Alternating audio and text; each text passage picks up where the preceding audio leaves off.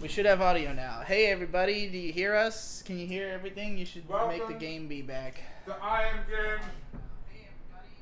Yes, The most okay. professional, most on-brand show on Twitch TV.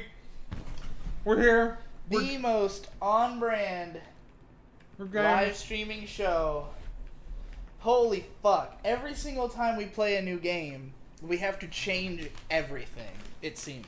It's okay. This will be the last time. So, I bought a streaming computer specifically to dedicate to streaming. We spent like a week getting it all set up. But it doesn't have a graphics card, so we're only playing console games. Now that we're playing a PC game, it can't run this game, so I need to get a graphics card. So I ordered one, but it's not here yet, so now we're streaming on my laptop, which we had to spend an hour setting up all over again. yeah, because for whatever reason, Streamlabs decided to have an update that took like 10 minutes to download and is causing the computer to just run like ass for no reason. The game's running fine, as far as we know. Yeah. Let's get in there and let's fucking do this Right. shit. So it says we're playing Halo 1 on this stream, but that's because the game we're really playing doesn't technically exist in Twitch's systems. Right. This is SPV3 or single player version 3. It's a fan-made mod of How Halo about you 1. wait till you fucking finish your damn bite of food? I'm so excited! This is good shit!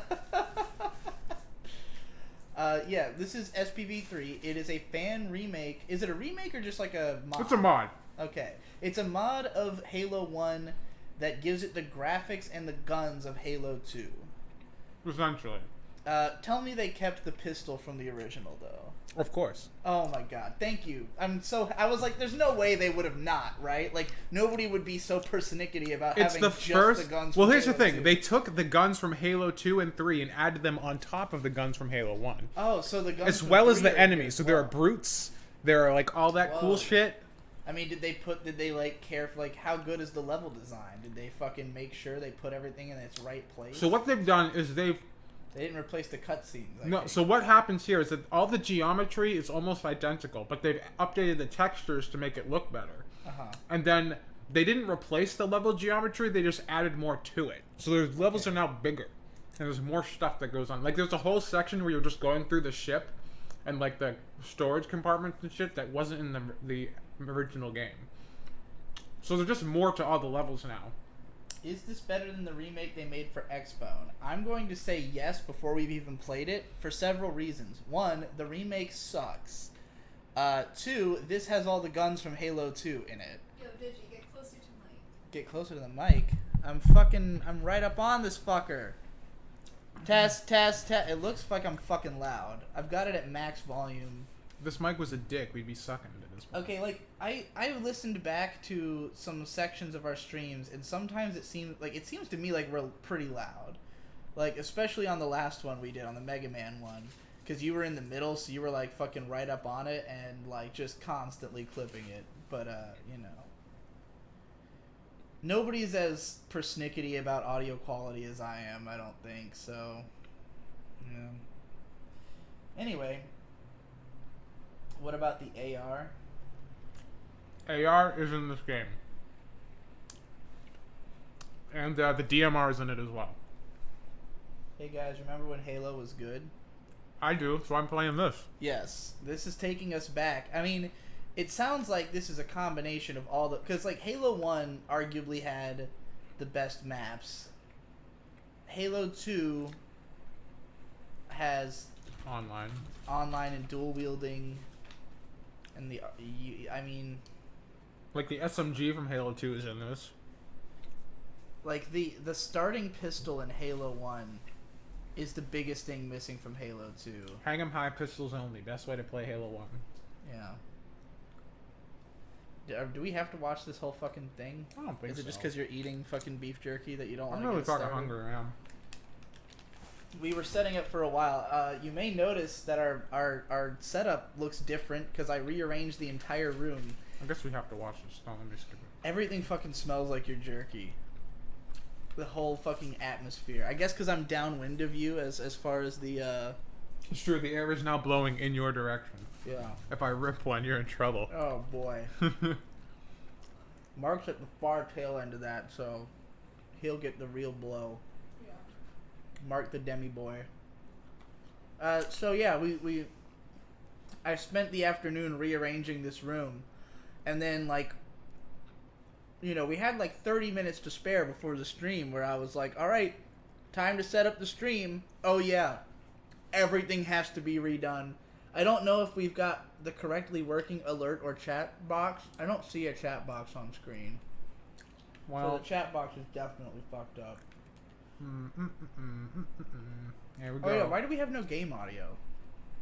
Oh, God, who knows? Because I'm not hearing it through the TV, and it's definitely not being picked up by the stream. Well, I don't have an answer for you then. I don't know. It's a fucking mystery. Just don't know, guys. We did our best. Yeah, we tried so hard and got so far. I did my best, Oh God, but I ass guess kicked. my best wasn't good enough. So it's kind of funny because I'm looking at this, and I'm sure this is better looking than Halo 1, but it also looks like an Xbox game. Right, I mean, because it's the same geometry under there. They just added higher resolution textures and Yeah. shit. So you just not have a gun for this section? I Yeah, forgot remember? about You have this. to go to Captain Keys and he gives you the pistol. Yeah. I don't keep it loaded, son. You're gonna have to find ammo on your own. He doesn't keep it loaded? That's what he says, which is kind of stupid when you think about Why? it. Why the fuck does he not keep it The loaded? dumb thing is that as soon as you walk out the door, you immediately get bullets anyway. So it seems like I mean, such a dumb thing I to think have in the the game. idea is so that you would learn that that's how you get bullets. Damn, Cortana's ass is fucking fine in this. Her face, not so much. Yeah, it's okay. It's Go in there, you can put hack up it. with the bull. Alright, skip these fucking cutscenes, dude. I don't care I about these fucking can't do it. cutscenes. It won't let me. The start button doesn't fucking skip the cutscenes? No. I mean... What kind of fan mod would include unskippable cutscenes? You know what I think? I think it's because I haven't set up the controller to use, like... Yeah, so I gotta hit the keyboard to skip cutscenes. Oh, boy. Well... Here we go. Alright, gameplay. Let's fucking do this shit, dude. It's fucking Halo. Halo 1 for the Xbox! Well, this is technically Halo 1 for the PC. Yeah, who cares about PC? I'm sure there are some people who would consider it sacrilege to play this with a controller when it's a PC. Well, I didn't want to sit now. See, we have the fucking AR from Halo 3 instead of the regular assault rifle that you would get. Okay, here's Halo a 1. question that we can answer with more fucking tech suffering. Protoculturati says, Digi, you talked about wanting to upgrade your PC. Can you or Tom tell us what your PC build is and how you want to upgrade it? Because we basically, we did upgrade it insofar as buying the parts. The parts just didn't work. Yeah, but the what is my motherboard build? is having some sort of error. Your current build right now is like a Xeon, like 1530 V3, 8 gigs of RAM, and I think like a GTX 650. I don't remember. But we upgraded you to an i7 8700K and 16 gigs of RAM. We had to get a new board to support all that shit. So I don't know what any of that means. But It means it went from pretty good to like one of the best kit on the market right now. okay. So it's a pretty substantial upgrade. Yeah, I mean, you're getting 6 cores, dude. 6 cores, 12 threads. I don't know what that means, but it sounds dope. I just want to be able It's a to render bigger faster. PP. And like mine is, my computer is in like, it's getting on in years, and it's starting to show a little wear and tear on its consciousness. Unfortunately, I think we told the story of you trying to repair it, and then like, Yeah. for whatever reason, it like wouldn't recognize the keyboard, I guess, and you thought your theory was it's because I'm running Windows 7, and that if we used a PS2 keyboard, it would 'cause work. I've had that problem before when I built my friend's computer. Starting with Skylake, the 6th generation Intel processors, they removed legacy, or like they removed USB support during Windows setup on if you're on Windows 7. There's a way to I guess to force you to upgrade to Windows 10. But if you use the old PS2 style keyboard, it was still recognized. So I had to go find a PS2 keyboard just to set up his computers. It took like 18 hours. Do you think it's possible that if I just upgraded to Windows 10, we would be able to just fucking I don't replace think it? so because you're having problems with the board itself. Like it's not Right. even booting into the OS. Yeah, so because you did go and get a PS2 keyboard and it still didn't work. Right. So, Which took like 3 hours. so I have to send it back, which I still haven't done because I'm lazy as shit. But I need to do that before 14 days pass. Yeah, please do that. Um, I don't know what to do at that point. There's only so much I can help you out with. But yeah, I gotta fucking mail back the goddamn motherboard and have them send me a new one. But that's what the build will be once it's. It'll be good. It'll be good stuff. Are there any features from ODST in this? Where armor abilities. No, I'm floating in the air now for some reason. I don't know how that happened. That was fucking weird. I think it's like clipped something. That was a very like Bungie glitch though. It was. Even their glitches are faithful. Yeah. Alright, where am I going? What am I doing? I haven't played this game in years. When will you degrade to playing Fortnite? After I'm okay, dead. let me tell you, I'm literally too old to understand Fortnite. I'm just gonna say that right now. That is Zoomer shit, and as a Doomer, I do not understand it. Because I watched a little bit of some people playing Fortnite, not on like in person. Man, I'm in like fly mode. Right and it seemed like is it because the gravity got turned off? I know at one point in this level they added like this gravity gets disabled. Whoa. Which is weird. That's interesting. Yeah. I don't know if that's at this point yet. But anyways, I've watched people play Fortnite and it seems like most of the game is just falling through the air to the stage. That's just the beginning. You pick where you get to drop on the map.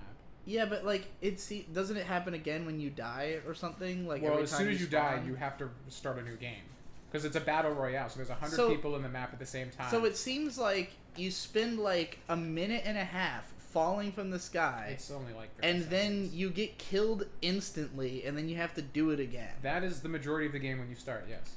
That is heinous. That's like the majority of multiplayer games. You know. I mean, I couldn't even get into Overwatch for similar reasons, because if you die, you have to like go back to where the action is happening, and it's just like I can't understand the mentality of playing a video game with so much downtime. Like to me, like if I am not doing something for like 15 seconds, I'm like, this game's boring and sucks, you know? And so for it to be that, like, for more than like 70% of the game. Games on my phone so I can tweet. So you guys never tweet. Okay. We would have tweeted. I usually tweet. I think I started tweeting and then I didn't finish. I usually tweet when we actually have things ready at the time that the thing is happening, but you know, in this case, we were in dire straits. Yeah, you can retweet the tweet from my tweet. Tell them that we're playing fucking cool Halo. Be like, yo, currently streaming check it out. Halo 1 but better and for Boom. free. Literally Halo 1 but better and for free. Okay. BR. I thought you said you were signed into it. Did you, bro? Okay. No, I had to reinstall In Halo 1. Twitter. Oh, I see. This is the real shit right here, dude.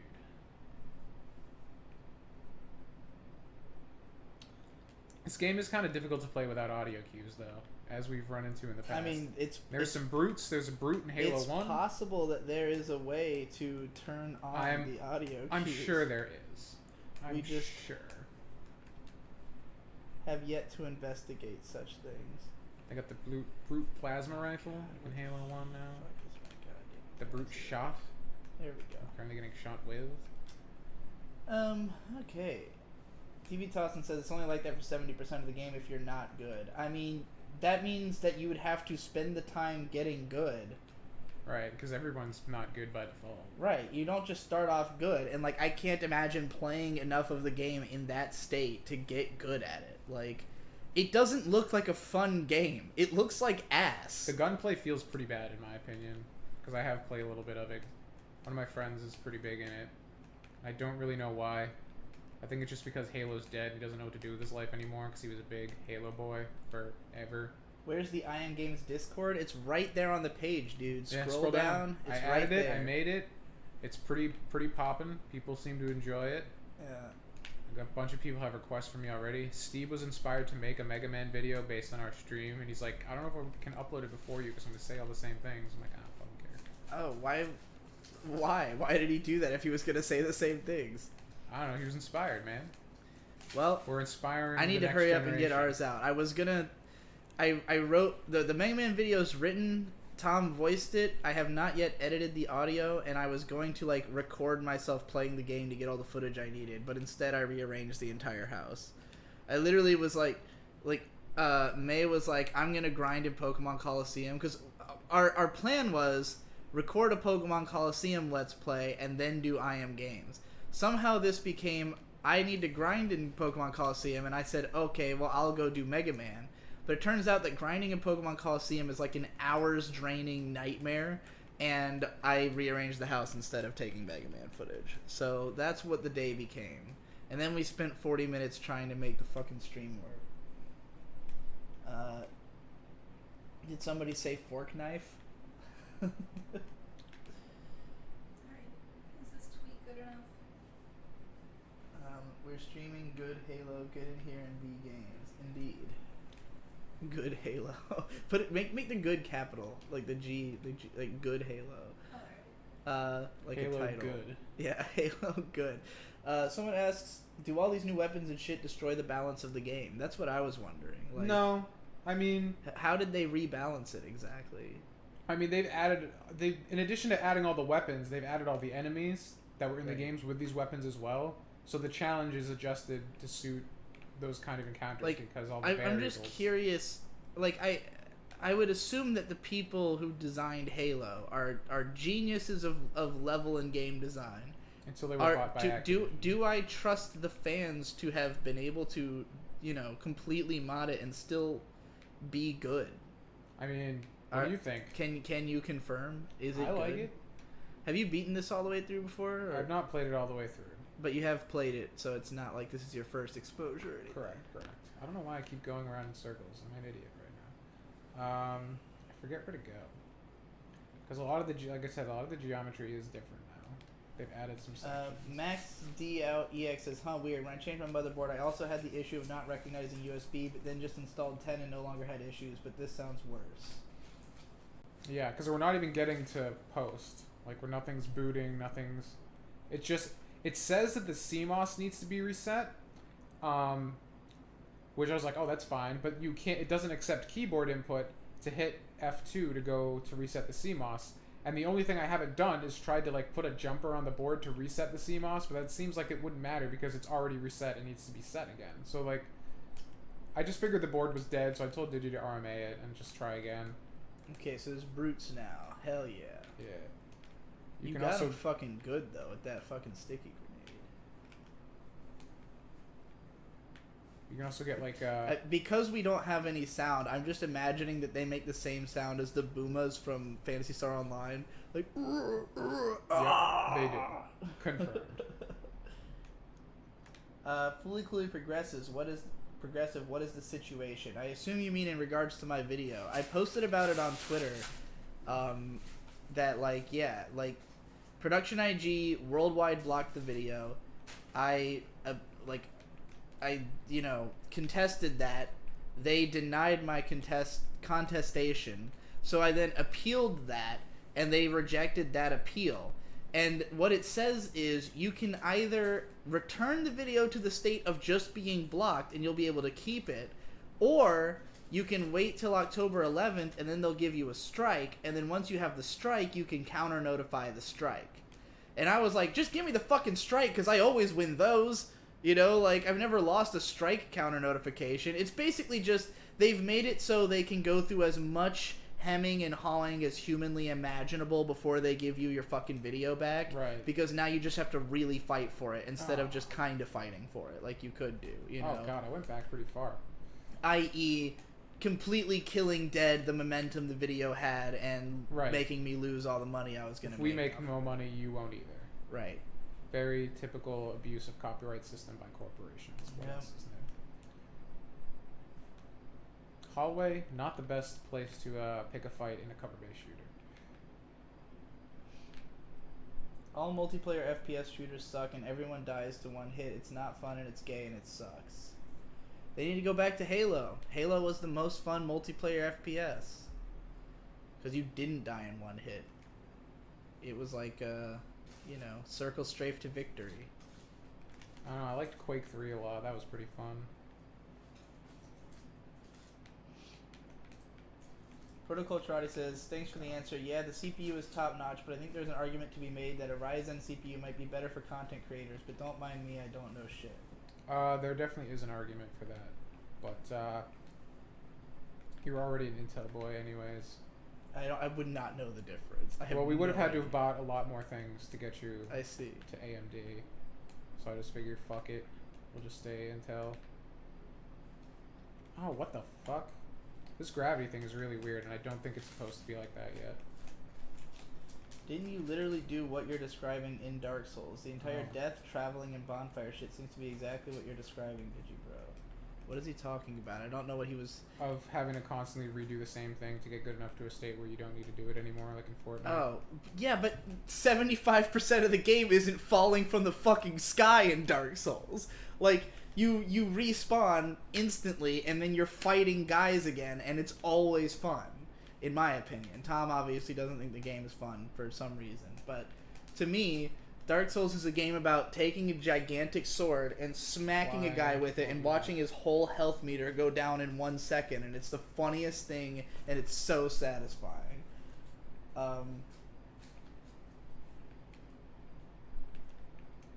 In Dark Souls, you never actually die to one hit unless you get yourself in a ridiculously shitty situation. That too. You usually will have like a long, protracted struggle before you die, unless, like in Dark Souls' case, it's not so much a matter of that you need to get, because you don't have to get better than other people. You only have to get better than the game, which is designed with a difficulty curve in mind. So like the start of the game is comparably very easy.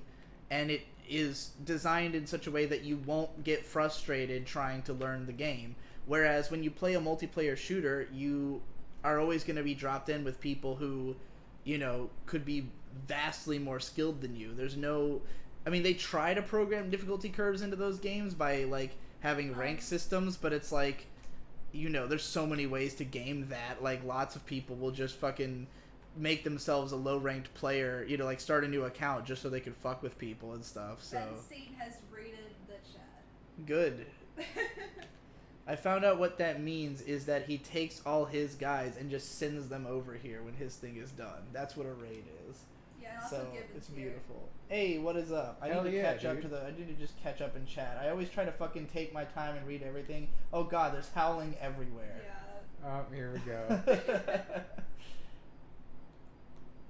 Well, that brought us up like 40 viewers, so... I'm about that life. Sick tits. We were hosting him before we started, too, so... Boost us 22 viewers, whatever. I guess the rest of them naturally showed up. Did I, turn around to get myself turned all the way back to where I started? That's bullshit. Oh, fuck me. I don't know why I'm, trying to look at this so far away from myself.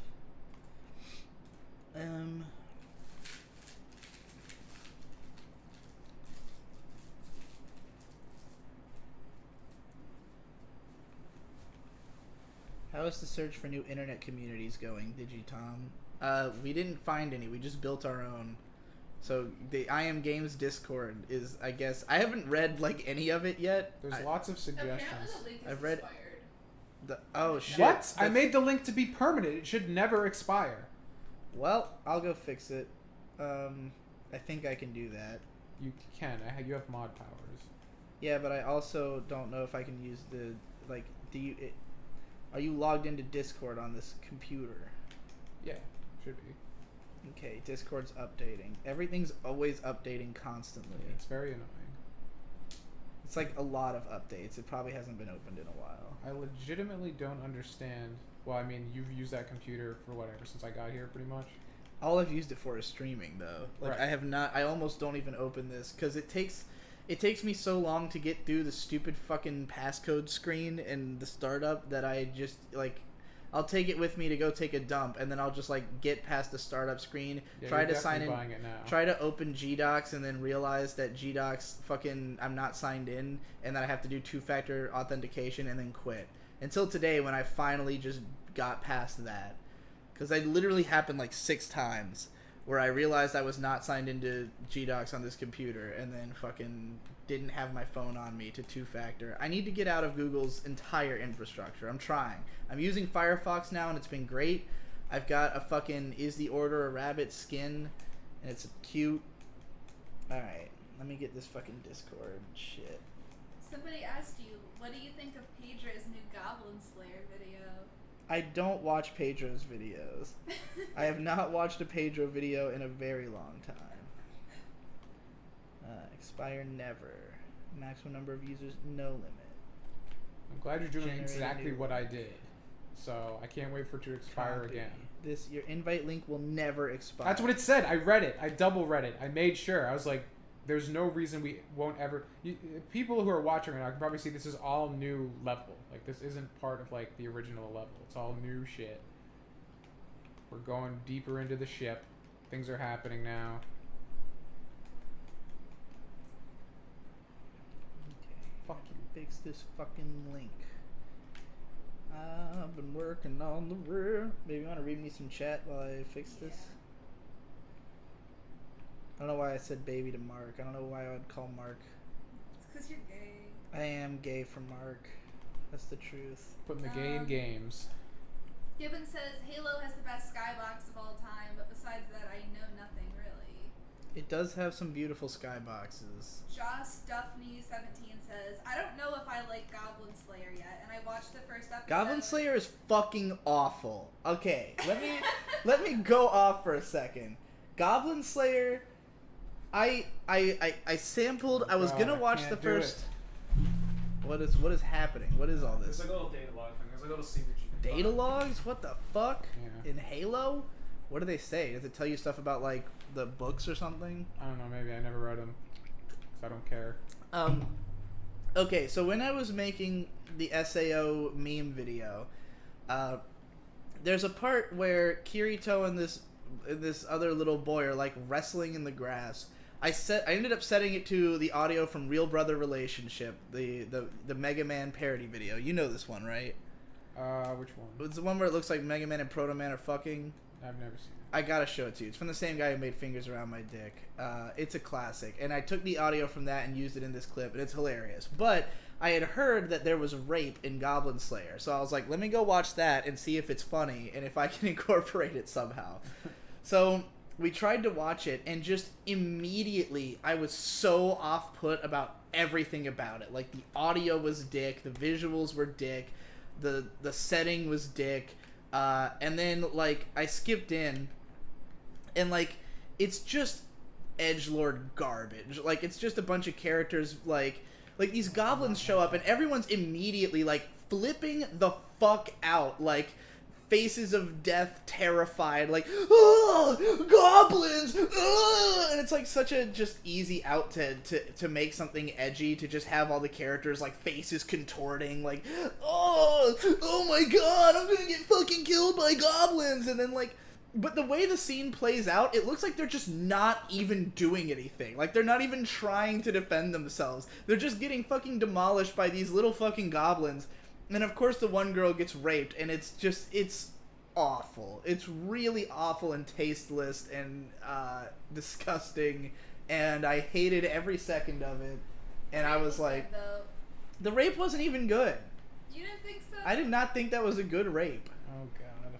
It was better than the Can't rest wait of to the get pulled episode. from It was more Twitch. animated than the rest of the episode. No, it was fucking It was, terrible. You know, That I didn't understand how the whole party got so easily dominated by the goblins. Like, they did nothing. that's how the economy works in that world. It's just how it is. Anyway. Digi, coffee or green tea? Oh. I mean, green tea. Green tea. Green tea? Why don't we ever have green tea then? Oh. Because fucking, I used to drink nothing but Wawa's Diet Green Tea, and it had such a distinct taste, and it's the only kind that I like. And I was able to quit Mountain Dew for like 3 years because of Wawa green tea, but I have found nothing to replace it. God, so close to being free. I know. I was doing so well. Oh yeah, I fixed the Discord link, so it should work now. Let me know if it works. Post it in the chat. People are yeah, I can do that people too. are insisting. That Yeah, you change post it on in the Twitch chat. thing as well. I did change it on the Twitch thing. Do you guys not see the panels? Like, are you on mobile? Does mobile not have the panels? I No, don't you think it can't- does. Yeah, it's a pain in the ass to see it on mobile. Everything is a pain in the ass on mobile. I mean, Why does everybody use mobile when it's such a pain in the ass? because they have it on hand. They can just sit on a couch and just. Why hold do their they have phone. it on hand? I don't ever have that shit on hand. It's because you're you're- fucking old. When I was I'm gonna holding, say, okay, you're- when I have a phone in my you're too pocket, I can like bloomer. feel the radiation on my leg. Like I Dude. feel it giving me cancer. That- Yeah, you can. You can. I can literally feel the radiation, and it okay. freaks me out. That If you is- think about it too much, it's That has never happened to me. You don't One like time my feel hand, that was sensation burning of after like. touching my phone. No, I feel Yeah. it's because I'm addicted so much. I don't feel cancer. I feel comfort. Oh boy. I see. Somebody asked me if traps are gay, and no, it's been proven by science. Traps are not gay. That sounds like a conspiracy to me. You're a conspiracy. I bet you believe in global warming too. Why is MC suit so green? Are you asking why the main character of Halo's suit is so green? It's Master Chief. He is green. I mean, in Halo 1, the suit was very saturated, and they kind of toned it down as the series progressed. Yeah. So, this is very. It's Halo just really 1. funny to see why is MC suit so green? Like main character. Oh, maybe he meant Master Yeah, Chief. Master Chief. Oh shit! I just thought it meant main character, but I No, guess no, no. Master Chief is also MC. Correct. Holy That's why we fuck. call the Master Chief collection the MCC. Well, see, the MCC won't let me be me, so let me see. They try to shut me down on MTV, but it feels so empty without me. Man, remember when MTV was relevant? Remember when Eminem was I was relevant? gonna say. Oh boy. I think I need to go down.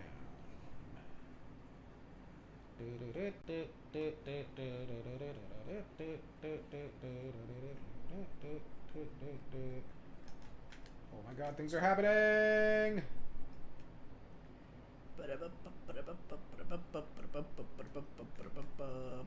I suppose we're gonna make a video about this at some point, probably.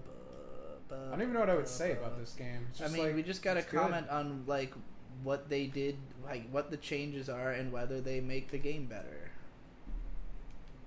Are those like gravity grenades? What's Yeah. going on there? They like suck people in and they do What damage. game is that from? I don't know. There's some new items in here as well. I don't know if that's one of them.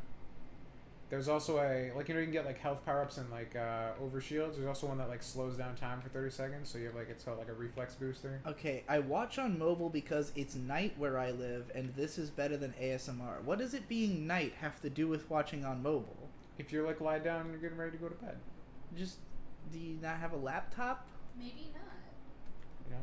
Well, I mean, if it's night where they are, they're not in America, which means they're probably in Ethiopia and have like no life, and you know, life sucks for them. Check it out, it's DMR. Digi, come on, I'm sweeping the porch and I want to listen. You don't have a laptop? People don't use laptops like that, really. You are old. How do people use laptops? They it at use them as a Starbucks. desktop. They just go to Starbucks and use it there. Most people use laptops as desktops, use phones as laptops, and don't Yeah. have desktops. Yeah. I can't understand this world, man. I can confirm that when I was at college, that's how everybody did it. I know this is true because I've seen people live that way. I just refuse to acknowledge it because it makes no sense to me.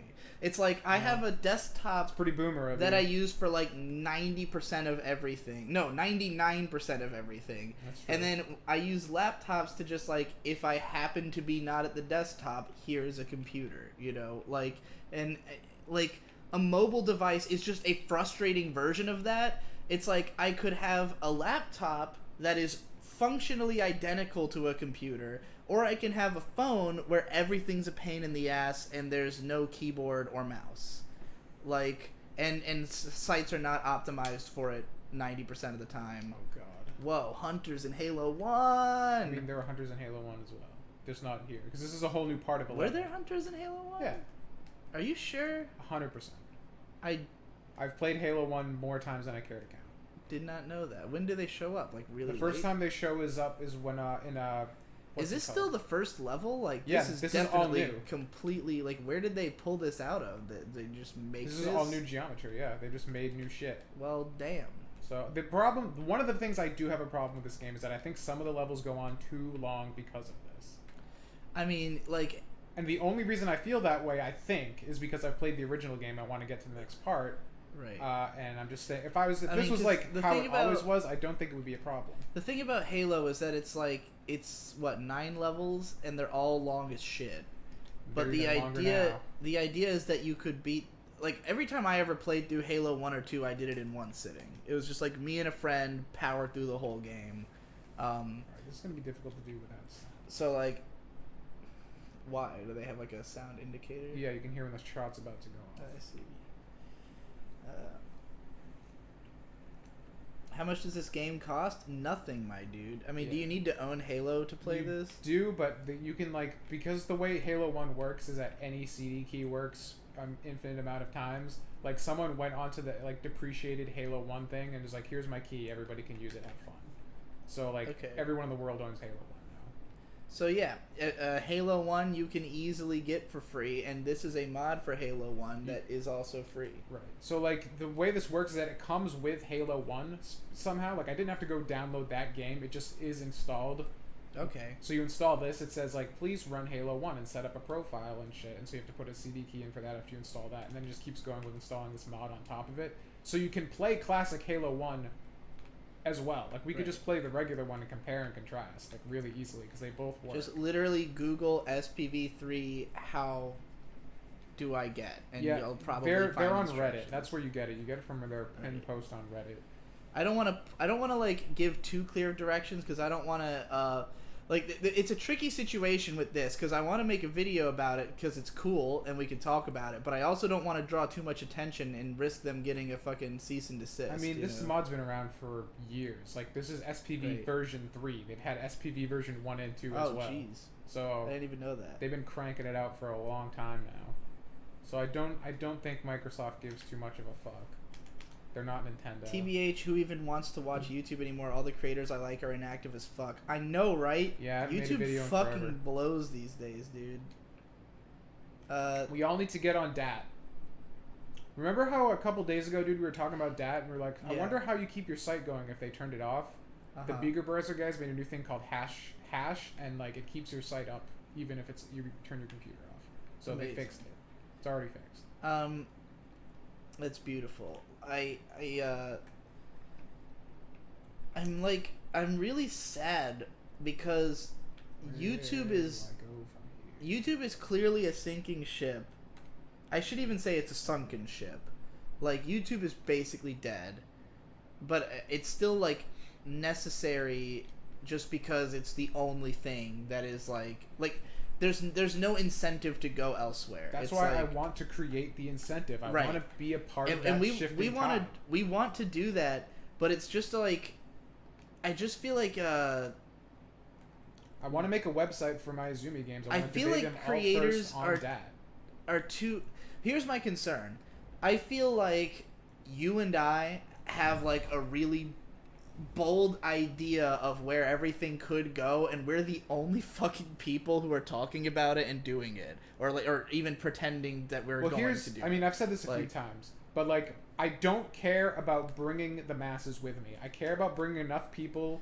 Yeah, no, I'm not worried about bringing the masses. I'm worried about, like, we need more than just us to be making content. There are people and, like, working into the this. Well, but here's the thing. I think especially now that I've gotten you on board, you have some pull. Like, you have an audience, and that'll get some attention on it. I mean, the thing is, my audience is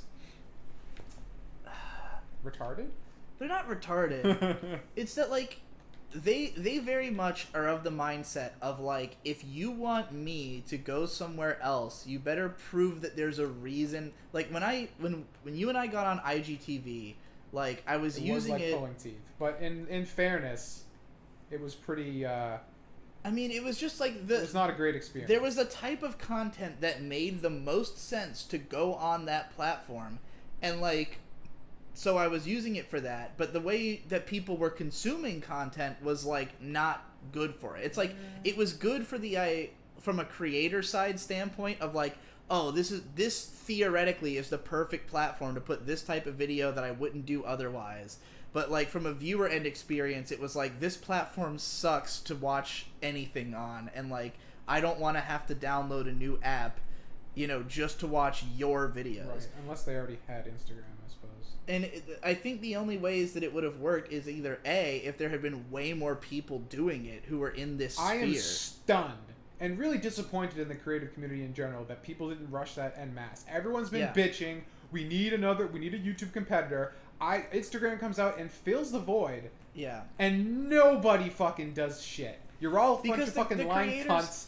That's what I'm trying to say right now is basically just like we don't have enough creators who are like even trying. Like YouTube is dead, and Everyone it just seems like people you know are what? hanging up people their hats. aren't even mad at YouTube. They just complain because they know it gets views. Like it's just like I'm gonna feign disgust so I can keep having success on the platform I'm supposed to be mad about. But I mean, like I understand that the hardest part is getting your fans to care, because again, it's mostly a creator side problem. Like, sure, for the fans, they're just like, whatever, I subscribe to YouTube and I get the videos I want. But it's like, now everybody's saying like, oh, like none of the creators I like are making anything anymore. And it's like, yeah, because YouTube was really that bad and it really made us not want to work on there anymore.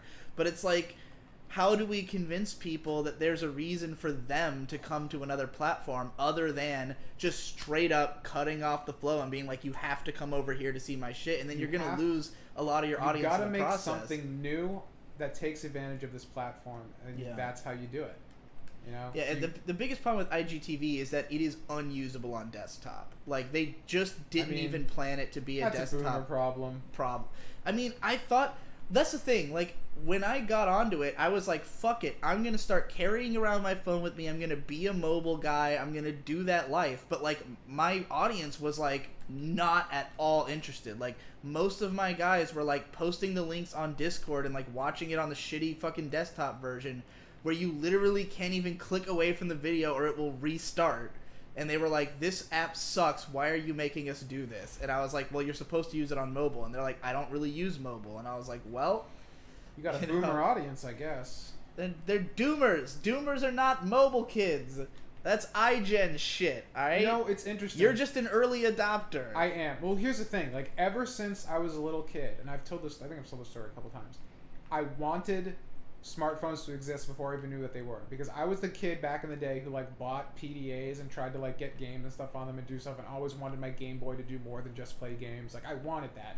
So when the phone things started happening, like, this is what I've always wanted. This is sick. I got a little bit to go with me everywhere, and it was There's cool. a bunch of people saying how much they hate mobile in the chat right now. I'm with you, dude. I am just completely and thoroughly uninterested in mobile devices. Like, mobile devices are the necessary transitioning step between legacy desktops and cyborgs. I think, okay, here's what my problem is with mobile, is that you cannot really consume meaningful content on mobile. Like, unless you like are, well, let me rephrase it. There's no reason to, because it will be a worse experience unless you are someone with a commute.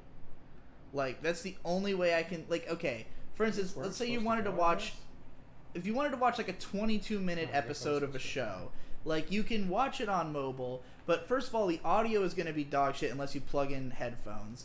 The video is going to be confined to a tiny little screen. And if you are at home and, you know, in a situation, like you're going to have to hold the fucking thing for 22 minutes. It's like, unless you're on a commute, there's no reason to do it this way. Like, it's always going to be a better experience to be on desktop. I think that's where a lot of people consume things nowadays, though. Because most people don't live in the middle of Boston-ish Massachusetts and just jerk off all day. I mean, most of the people who live here do commute. This is the commuter town. Right. Like, And when you're on the train, But I meant literally most of us everyone's weren't- on their phone. Most people aren't in our position, you know. No, but I don't think How am I that back here our again? audience is like full of commuters, you know? No, like they're not. I don't think our audience is They're full necessarily of that autists. type. They're too autistic to have a I commute. feel like they're Or a mainly job. students.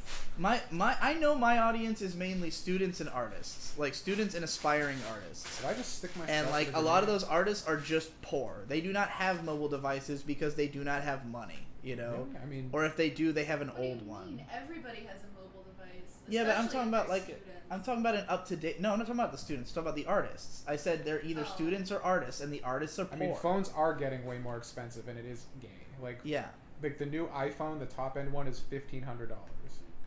I'm sure the students have phones, but it depends on. I the mean, if student. you're an art fag, you got to get on that Apple tech, which is sad. I almost exclusively listen to the PCP while I'm at work. I believe like that. I know there's a lot of people who Are you consume our literally stuff at work. supposed to be working right now, and Yeah. you're not working? I'm supposed to be working. I'm Way a to keep the student meta and I going, have a dude. phone, but I hate using it for video. Well, I don't know. I'm not saying that like, mobile is great. I'm just saying it has a purpose. Oh no. Oh no.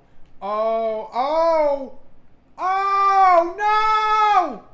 Well, we both Yeah, fucked up on The to that. be- purpose of mobile is to track where you are 24/7. Yeah. So advertisers Absolutely. know exactly where To you are. to be clear Like, to the audience, I am making a distinction here between like podcasts and stuff you listen to Got it. and video content. Like podcasts on mobile makes perfect sense because I love listening to audiobooks on mobile. yeah, like if you're like at the gym or something or The you're level's in a finally car over. and like you're playing podcasts off your mobile device, that makes perfect sense. But like you know, like watching Budget.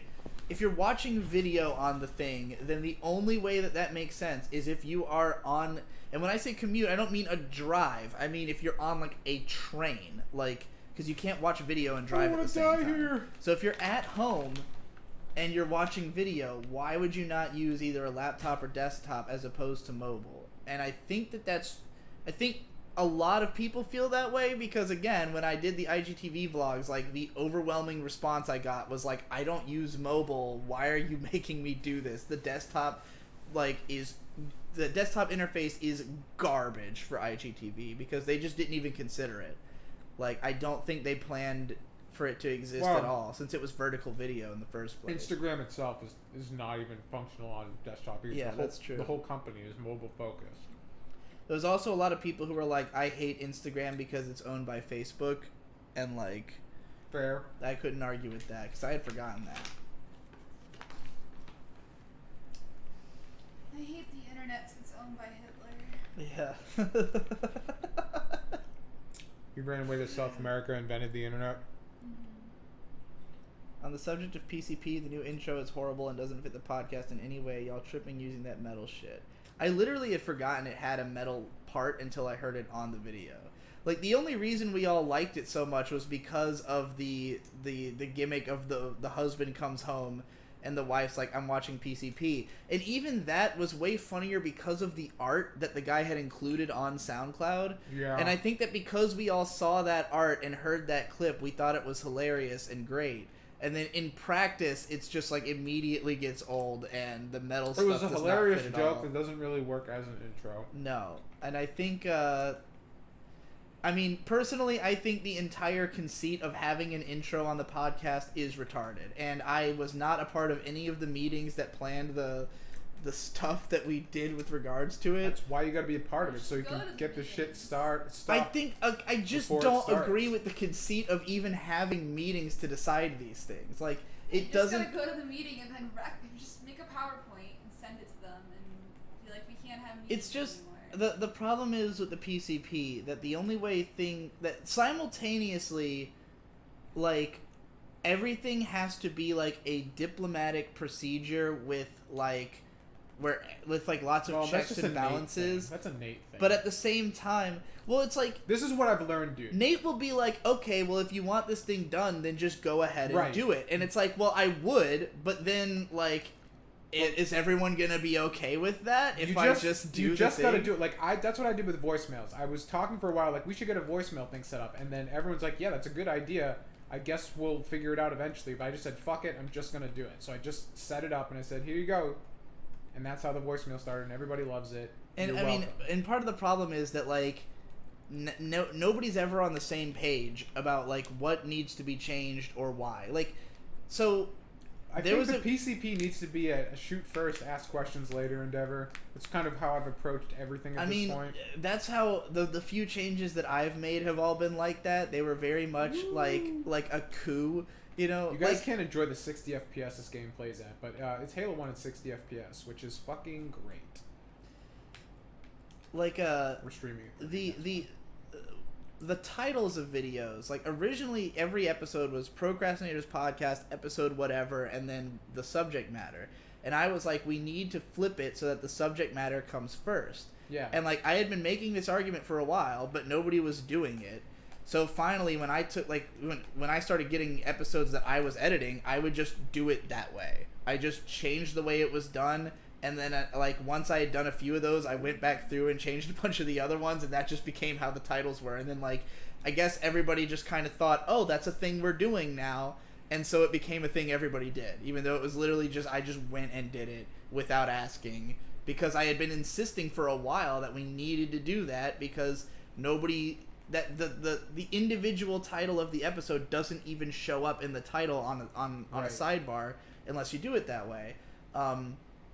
And, like, I was also the one who was saying we needed to have a variety of thumbnails, like, and so I just started, if you go back through the episodes, you'll see where, like, for a while, there's just random episodes that have, like, a original thumbnail, and then others that don't, and it's because the ones that had them were the ones I edited. And it's similar now with, like, every time Hippo does an episode, he does, like, the talking heads thing, and then Ben started doing it, and eventually everyone's going to demand Tom does it, and then... And that's what I'm going to stop editing. And then every episode will have talking heads. Way more important things to do.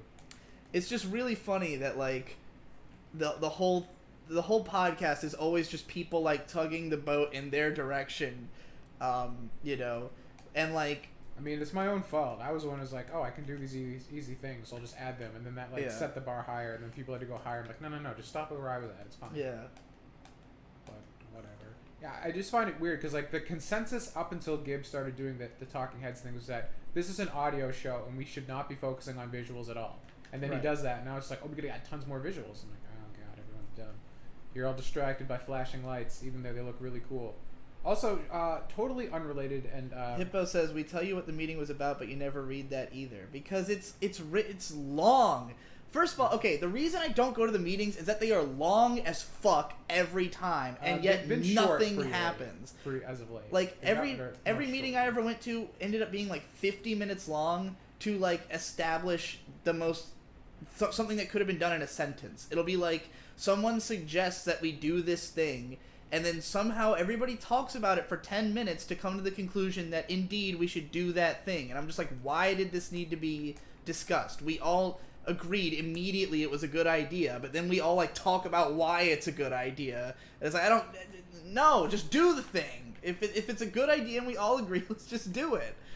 I guess what I'm saying is that the meetings are too long to be unpaid. Somebody who spends like his entire life explaining why things are good. Just, the fact that you can't handle why things are good. Usually when I turn up at the meetings, I don't end up saying anything because I don't really care about like what we do for the most part. Then like, if you don't care what you're doing, 99% of the time, dude. Well, 99% of the time, nothing discussed at the meeting matters or is interesting. It's just like regular ass like boring by the numbers shit, and then all of a sudden there'll just be like a song contest out of nowhere that I didn't hear about, and I'm like, what the fuck? Nate was pushing for a legally distinct PCP guy contest. That was a thing that was going to happen before I Nate didn't just care said, about fuck that. it.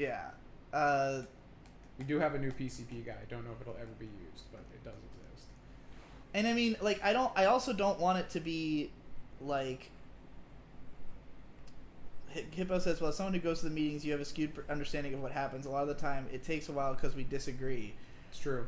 I mean, I usually just end up listening to the disagreement happen. Like, I rarely Can I just give a quick have aside, input. a shout out to Hippo for every time he sends his audio, he always cuts out the beginning before the sync happens, so it's never a hard time. Yeah, I've shout out for that as well. Appreciate that a lot, and I should start doing it, but I never remember.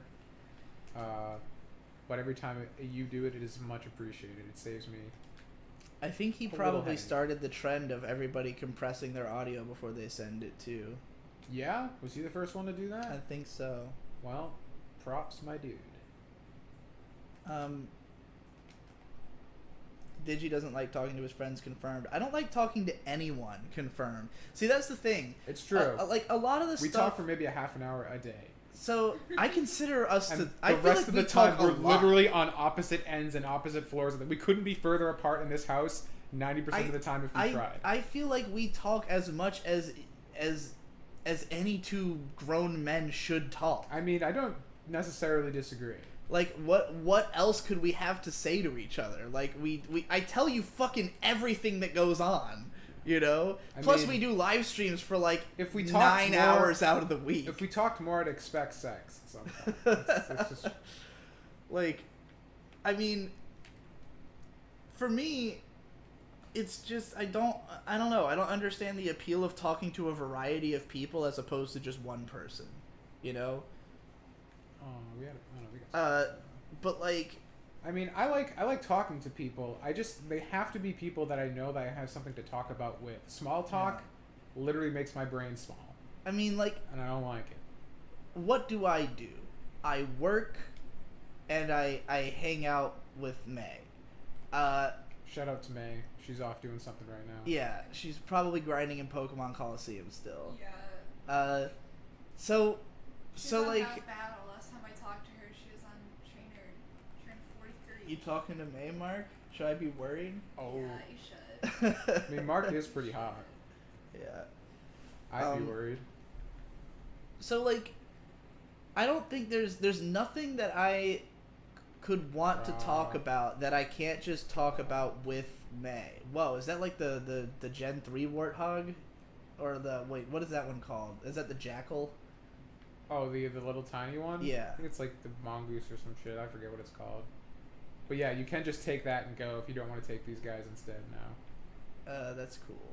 But there's like, oh, also another thing that's kind of cool we're about to see right here is that there's like wildlife in the game Whoa, now. what are these fucking things? They're just like little animals that run around because it's like a fucking nature place and they fight each other. They fight you and they fight the bad guys. Fucking sick. Oh, and there's ghosts in this game now. This is. I mean, there was ghosts before, but these are like the retooled ghosts that are actually fun to use. Can you can commandeer them, right? Correct. Hell yeah. Yeah, Oh, vehicle flipped. grabbing is like the coolest thing they added into. You just punch a tank to death.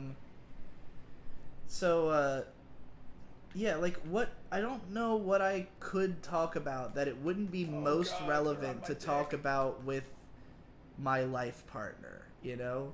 Like there's Well, I don't have a life partner, so I gotta settle with people on Discord servers, alright?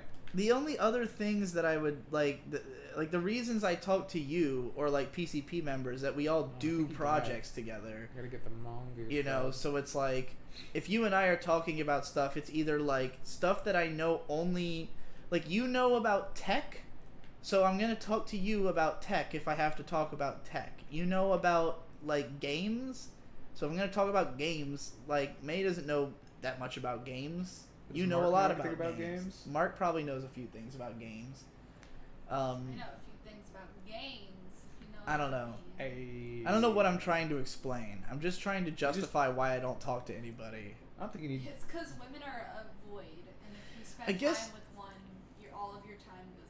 I guess it's just that I don't understand the mentality of everyone else is the problem. It's like everybody's like, wow, you don't talk to people. And I'm like, you do? Why? You know? Like, what do people have to offer that you can't get from just thinking? And I guess we're just not you, the guy with like who's sitting on his own brain. That meme. We're just what is that? I've never heard that. It's like one of those. It kind of looks like the same illustration style as like the Doomer thing, but it's just this guy with like a brain so big it like wraps around and becomes a seat that he's sitting on in the thinker That's pose. hilarious. That's you. I Someone don't put even, big sunglasses on that guy. I don't even think that I consider my own thoughts to be like smart or good or interesting per se. Never mind the YouTube channel where you do nothing but explain your thoughts. Yeah, but that's for viewers, you know. That's for them. I got dual grenades on my fucking mongoose. In the original games, it has no weapons. In this, they put 2 BRs on it and then give you grenade launchers. I'm getting fucking rails. This is fucking this machine is cool as fuck. I'm about to die though. You just gotta fucking get good, dude. I meant, well, the vehicle's about to die. I'll be fine. I don't know. I guess I need somebody to explain to me what is the value of life. None, dude. None at all. Just kill yourself. You're asking the wrong questions. It's what isn't the value of life. You have to reverse Everything? engineer. You have to reverse engineer your own existence. That's how you find peace. I will say the meetings are sometimes about nothing, but also Radcon 3 would not have happened without them, so I appreciate the structure. Yeah, I guess that's true. Radcon 3 was a you didn't help plan at all. Yeah, I because you were had in the nothing meetings. to do with. So that was cool.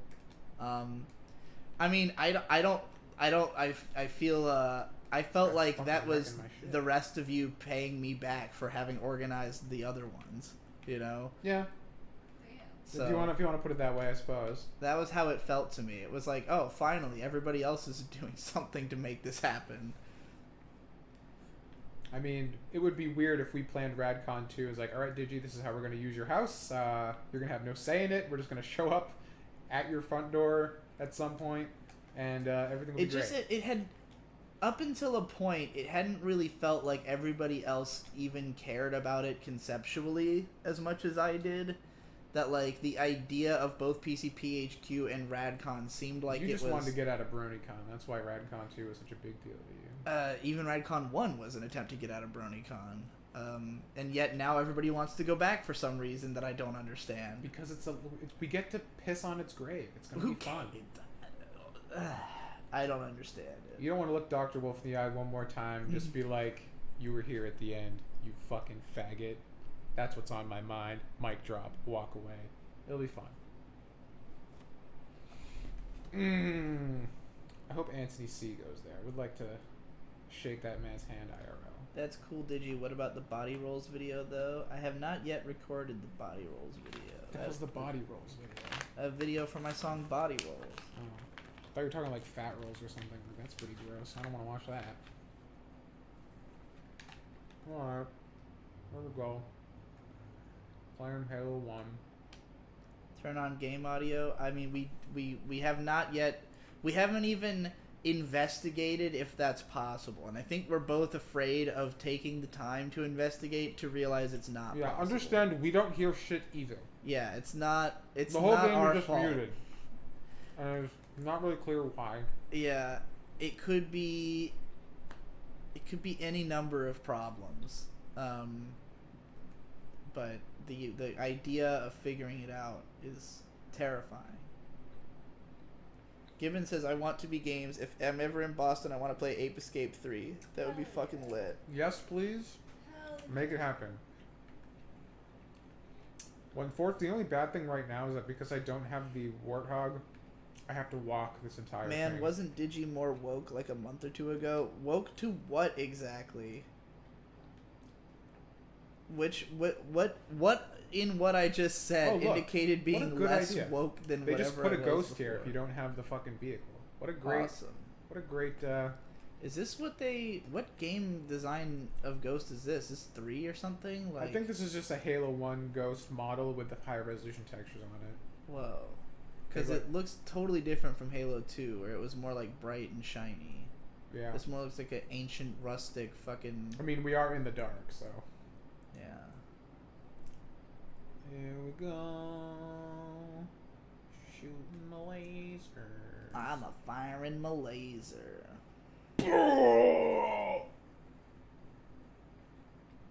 Shoot da whoop. Keyblade says, please argue about BronyCon every stream. I'm sure we will until when even is it? Like... Next year. Next summer. Yeah. Pew pew pew pew pew pew pew pew pew pew pew pew. We're in a whole new section again.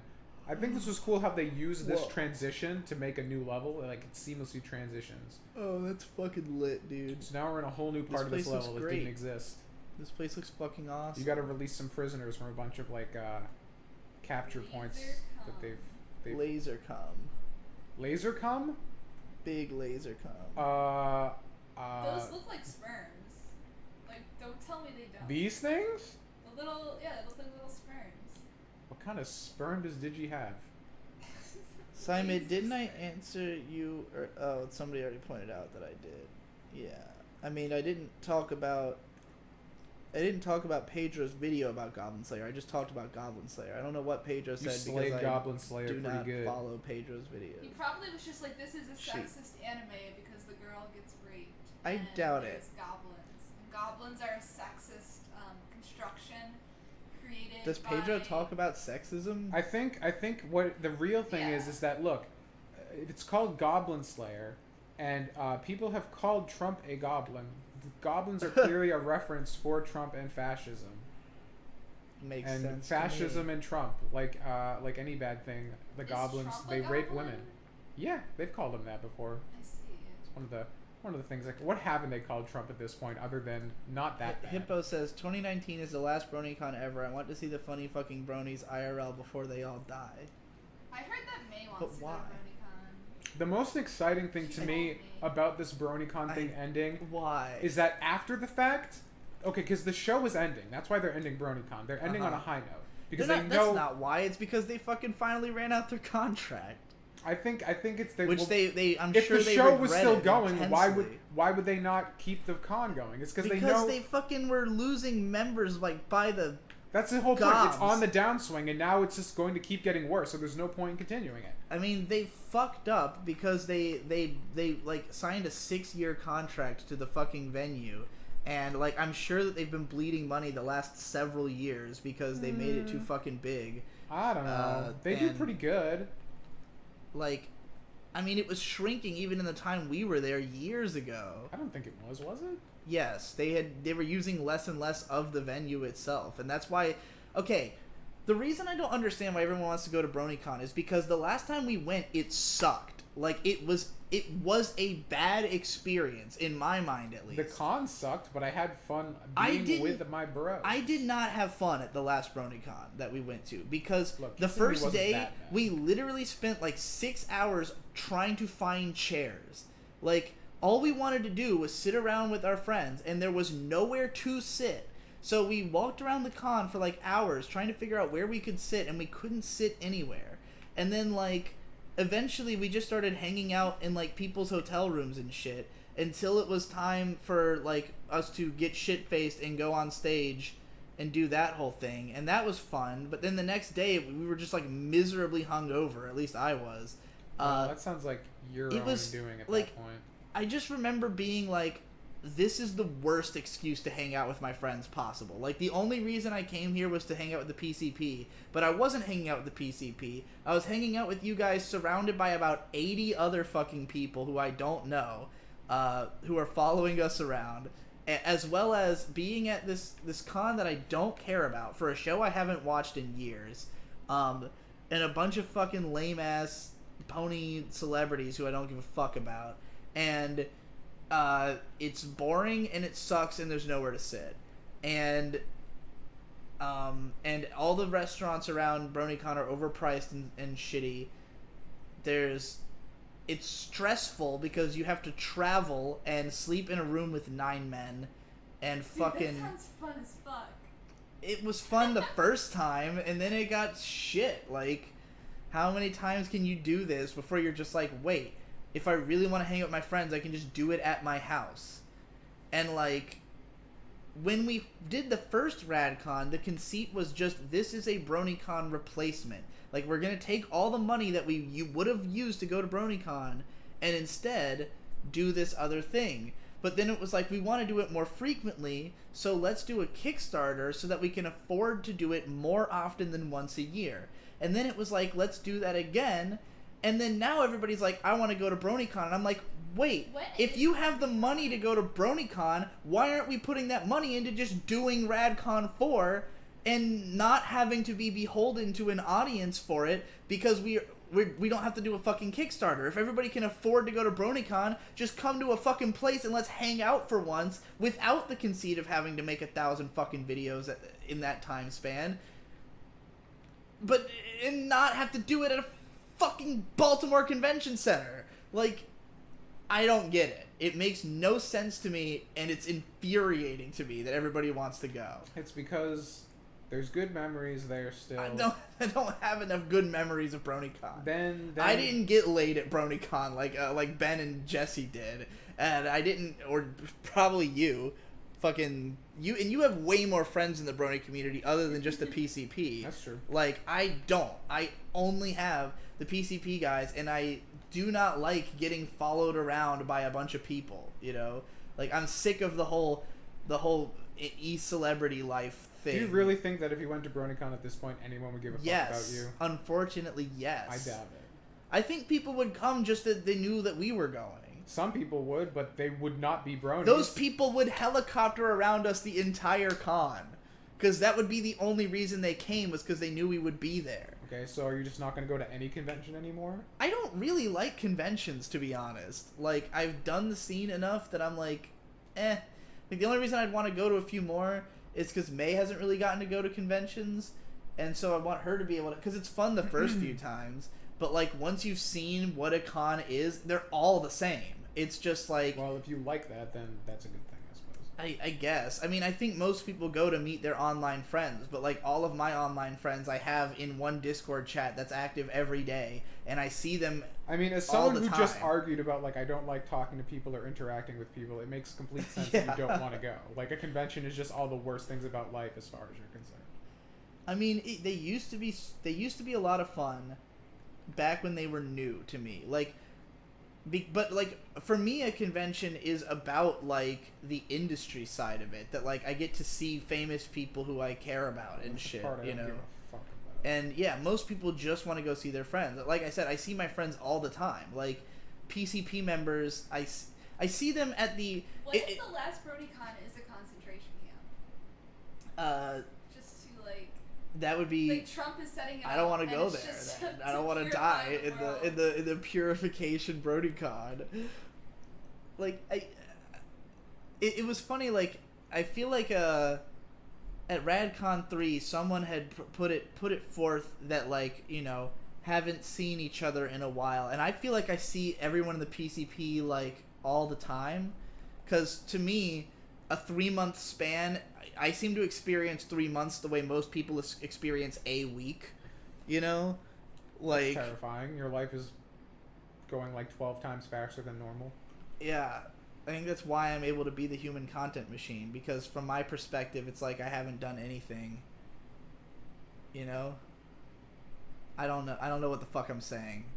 I'm just spewing words out of my face to try to reconcile the different mentality I have towards everything in life compared to everyone else, which is why I do this job. It's just me constantly trying to explain myself, and somehow over time I feel like I understand less.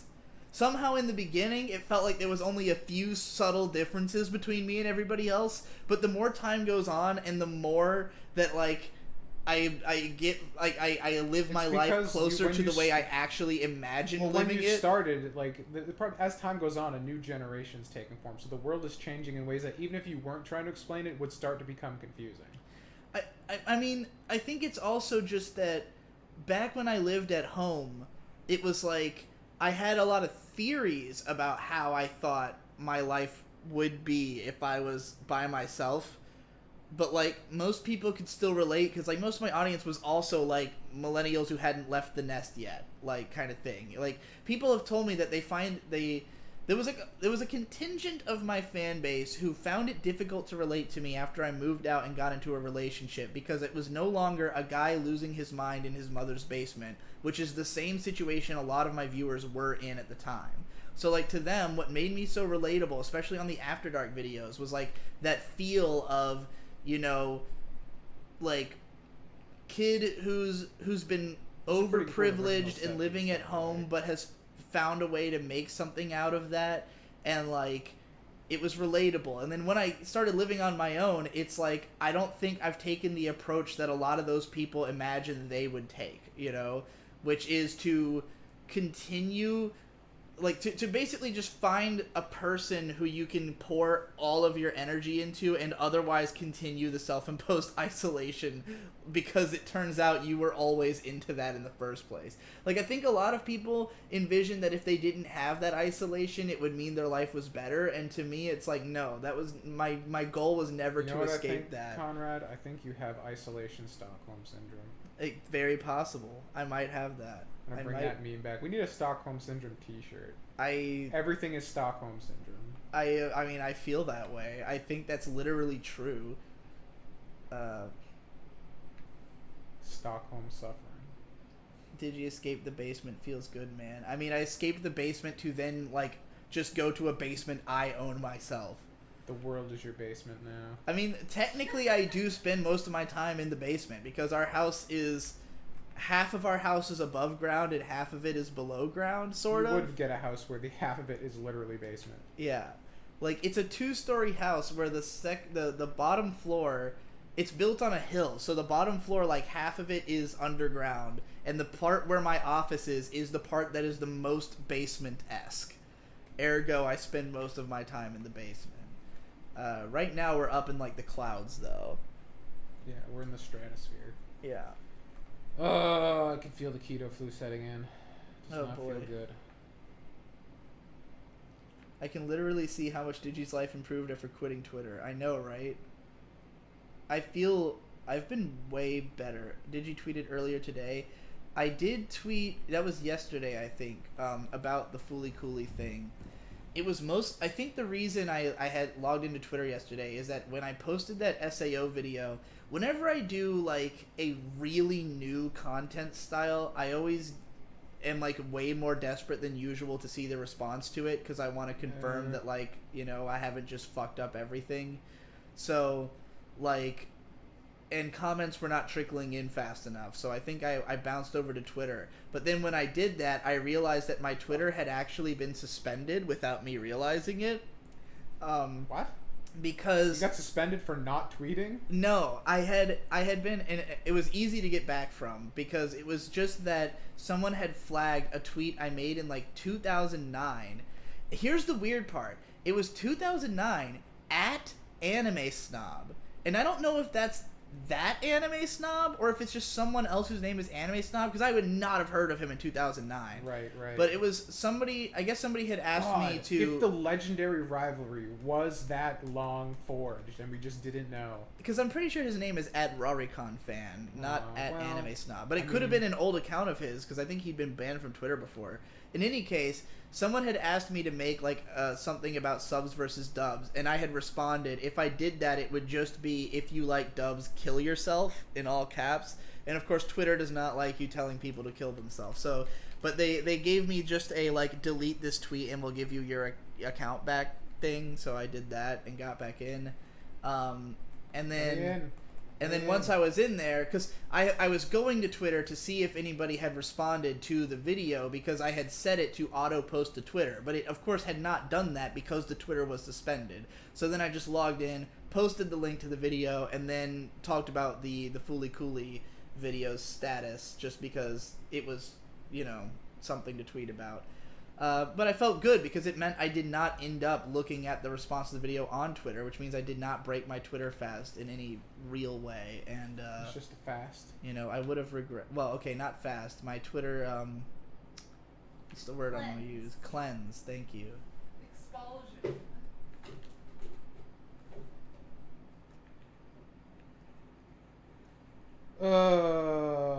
What do the people think about this new content?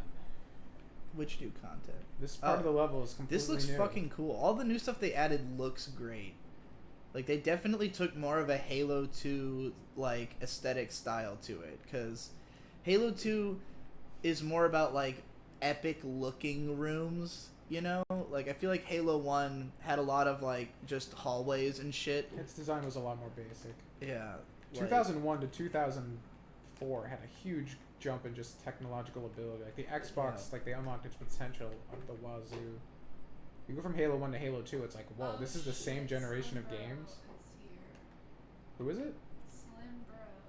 Why do I keep accidentally picking up guns I don't want to? Now I have the brute shot instead of the BR. No, the AR. Selhar says, I'm glad for where you are in life, but I think part of what made your videos excellent was a certain sync between your life and your craft. Not sure I can explain this concept, but it seems like you lost that and haven't yet found a way to sync. Like, I hate working with JavaScript. I still do my job and I do it well, but it doesn't have that oomph, you know?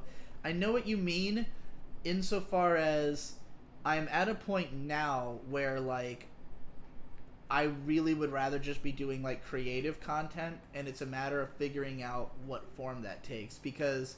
Games. Yeah, I'm gonna make a game. I straight up storyboarded a 13-page comic the other day. Yeah. And that was fucking It's pretty sick. solid. And by storyboarded, I mean to the best of my ability drew the comic. I mean, but my boards look worse than that, and I actually can draw to a certain degree. Yeah, well, that's because you know that you're gonna then make it a fully fledged comic. Mine was more like I have to draw this my as track record's not great. like I have to draw it as well as I can so I can communicate the most information to the artist. You know, like.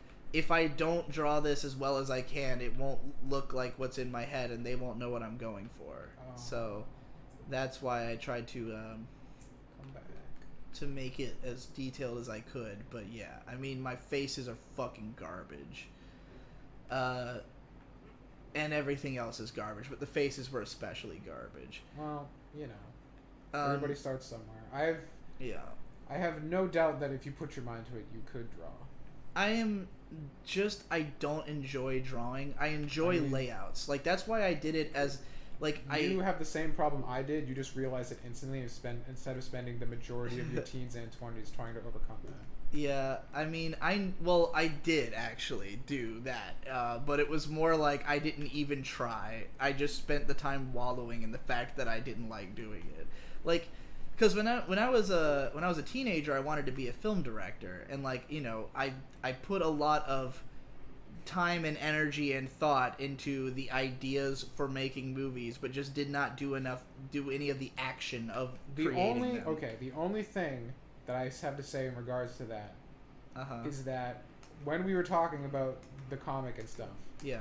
A lot of the things, or no, not talking about the comic. We're talking about you making the game, which I guess was Right. the same conversation. Kind of dovetailed into that.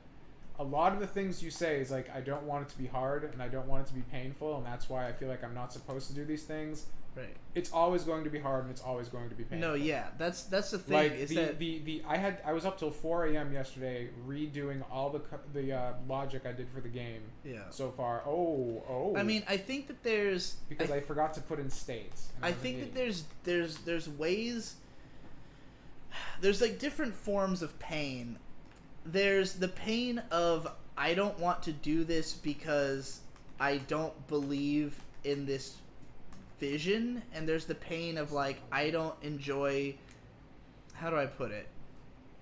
Like, when I wanted to be a filmmaker, I had like visions in my head of like shots I wanted and like ideas for movies, but like I have no interest in the act of creating a movie because it's not like you'd have to interact with people all the time. I can't see you doing that.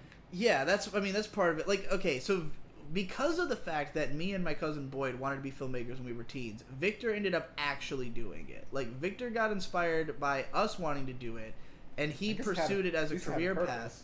But like when he got into it, it was the mentality of like, I'm going to be a director, I'm going to like realize my creative visions. But as he got into it, he realized that like he wasn't so much about like going out and making his own products. He likes to work on a thing. Like, he likes to work on it with people, and like if he were to, like, he does still want to be a director, but he's less about like, I'm going to write the script, I'm going to direct my thing, it's going to be my vision. Like, he's content to be a camera op on someone else's movie. He's a team player. Like, he can, or if he was going to be a director, it would not be about like making his movie. It would be about being a director, you know?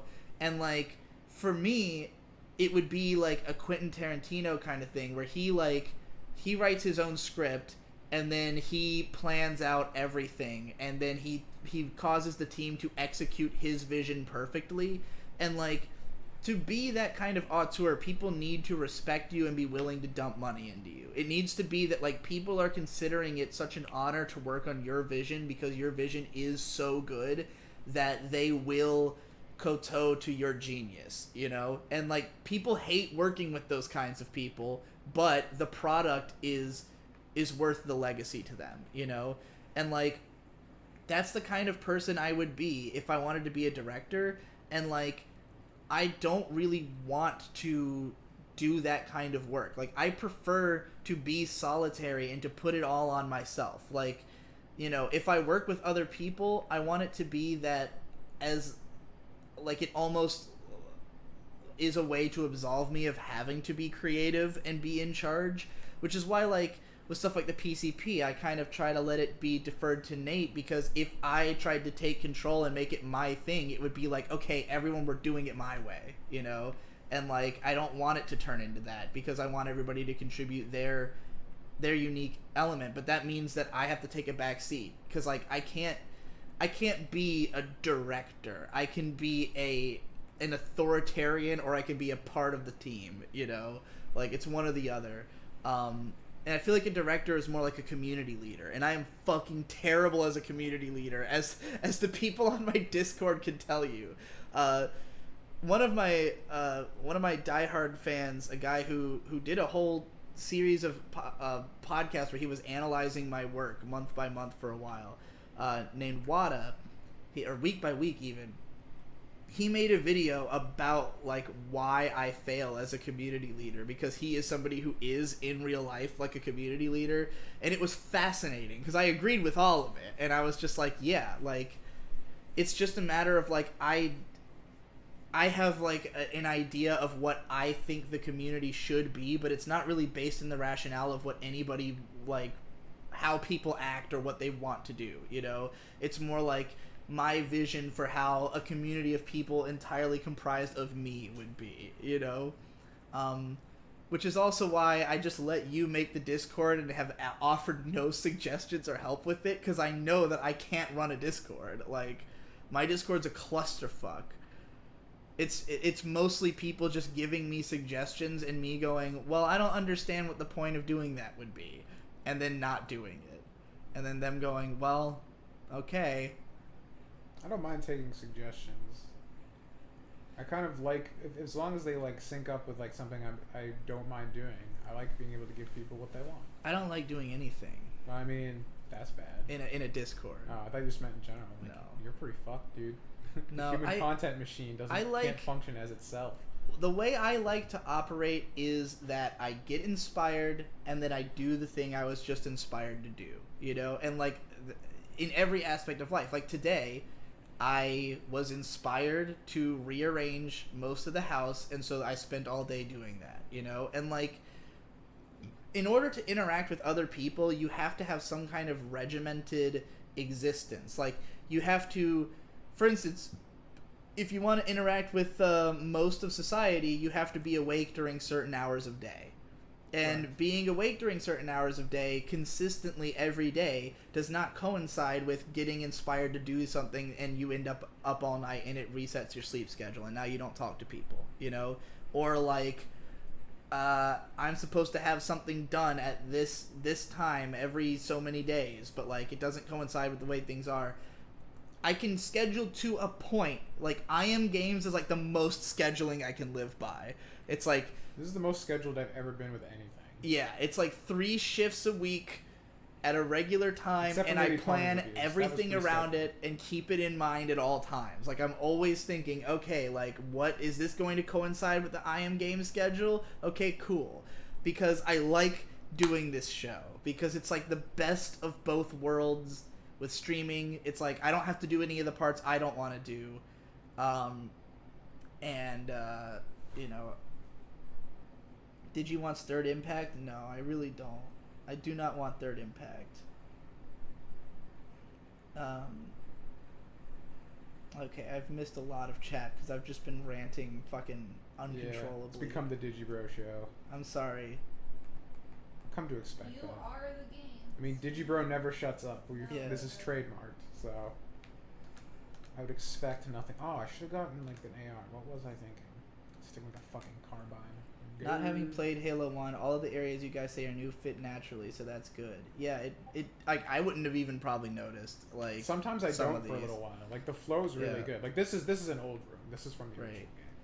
I mean, I haven't played Halo 1 as many times as you have, but and I mean, obviously, it also looks completely different because it's Halo 2 graphics. So Yeah, like, the textures are a lot sharper. Like if we booted up Halo 1 Classic after this, you'd be like, oh my god. I'm like, yeah, I in the first level, it wasn't as readily apparent, but in this level, it's a lot more so because this is the level that I remember the most from Halo 1. Yeah. Like, especially that first checkpoint area and like the others, the impact. There's nothing we can do. I wouldn't. I probably didn't play with like the sound all the way up. Yeah, I don't of course know you if don't. I don't know if I've ever played. I don't think I've ever played through Halo 1 by myself. I think I've only played it co-op. Really? Yeah. Have I told my Halo story? No. I kind of meant to ask you at the start and then didn't. So I got Halo 1 and an Xbox original the day before Halo 2 came out. Because Halo 2 came out November 9th. My birthday is November 8th. So I wanted to play Halo 2 and I wanted an Xbox. So I went to the store and I pre-ordered Halo 2 and I bought Halo 1 and an Xbox. And I was like super hype, and like the person who was there was like geeking out with me about how great Halo is, because this is back before like games were awful and made me want to die. And he was just like, dude, you don't even understand, man. Like they're all in the back. I'm like, what? He's like, all the copies of Halo 2, they're in the back right now. It's fucking crazy. I'm like, oh man. He's like, hold on. And he brings out a copy. He's like, you want to touch it? I'm like, yeah. So I like fucking he let me hold it. He's like, tomorrow you're coming back. I'm like, yeah. I played all of Halo 1. It was fucking dope as shit. And then I went back and got Halo 2. I didn't play online for a while because I didn't have Xbox Live. We didn't have broadband for the longest fucking time in the house. And you can't use Xbox Live on dial-up. So I got Halo 2 because up until my late teens, I was just a sucker for marketing and hype. And in this case, it worked out because it was like... Because I was watching G4 at the time, and like all they were talking about was Halo 2. Yeah. Like it was the that hype G4 game. video you told me to watch, I watched, was fucking fascinating. Yeah, the Good Bad Flicks video. Yeah, like. Oh, look at that awesome spawn! Damn. Oh, that's fucking legendary. I'm gonna clip that for sure. Yeah, that was amazing. 1 hour. Oh god, I'm getting fucking minutes railed into this stream. Not supposed to be there when that spawn happens. So, yeah, they were hyping the shit out of Halo 2 on G4, and I didn't have an Xbox yet. So, like, that Christmas, because it came out in, like, November, I think. The guy had it tattooed on his arm, the release date, right? That was Halo 2, right? Yeah. Yeah. I think. It was either Halo 2 or Half-Life 2. Those were, like, the two. I think it was Halo 2 that had the fucking tattoo, because I remember that shit, and I never played Half-Life until, like, way later. I still haven't played any of the Half-Life games. I don't like Half-Life 2. I haven't played Half-Life 1, but I've played the beginning like hour of Half-Life 2 a million times, and for some reason I never get past it, and I just don't want to do it again. Alright, this is not going to work. There's no cover, so I can't really do anything. I'm going to have to, like, change locations. What the fuck is this guy's problem? I don't know. That was bizarre. What is going on? Just some weird Twitter shit. Someone's like, just being an asshole. You have to watch Pedro's new videos so you can find out if she's racist or not. I think this person's just being a dick. No. Anyways, so you're either trans or you're not racist. You can't be both. But yeah, like the hype around Halo 2 was massive. And so I got an Xbox and Halo 2 and the strategy guide, which was beautiful. And then I got Halo 1 like later. So I played 2 first, then 1. But for me, like, video games for most of my life have been a multiplayer excursion because I have 2 younger brothers. Bizarre. My experience is the complete opposite. Nobody in my life plays video games, like in my family, except for me. I mean, It's always been an uphill battle. You gotta remember that I have a younger brother who's only a year and a half younger than me. Totally and makes we were sense. like completely inseparable for our entire lives. Like Right. until the This moment is like that a we choke both point. I'm getting fucked. Good. until the moment that we both got fiancés and like completely became like both in both of our cases our woman just took the place of our brother. Like that's what happened. It was like me and Victor were together all the time, and then we were mega gay. Yeah. And then like we both just like found someone else, and we were like, oh well, this one has a vagina, so it's way better than the other one I had. Pussy's way better than sucking dick, dude. Yeah. So anyways, you know, like growing up, there was always a lot of like we could not play single player games because the other person would just have to wait. You know, like for me, if I was gonna play a single player game, then Victor would be like, when do I get a turn? You know. And then when Shade was old enough to play video games, it was like he would fucking scream and cry if he saw you playing. Like Victor would get a game, start playing it. Shade would start demanding he be allowed to play, and if he couldn't, he would cry and go to my dad, and my dad would be like, "Let Shade play," you know. So it was like that. So like in our house, it was most effective to just play multiplayer games because it meant everybody was gonna get to play.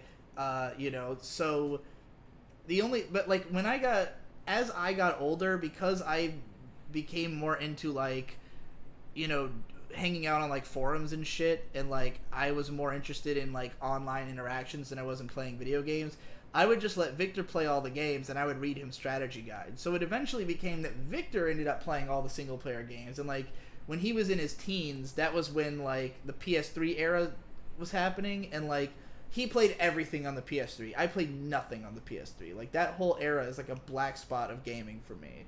So like if you're talking Xbox, I mean, I also grew up with a Nintendo console, so like I can tell you anything on the N64 and GameCube, you know, and then like on the PS4 I've gotten back into games, but like the whole Gen 6 I was just kind of like not in there at all.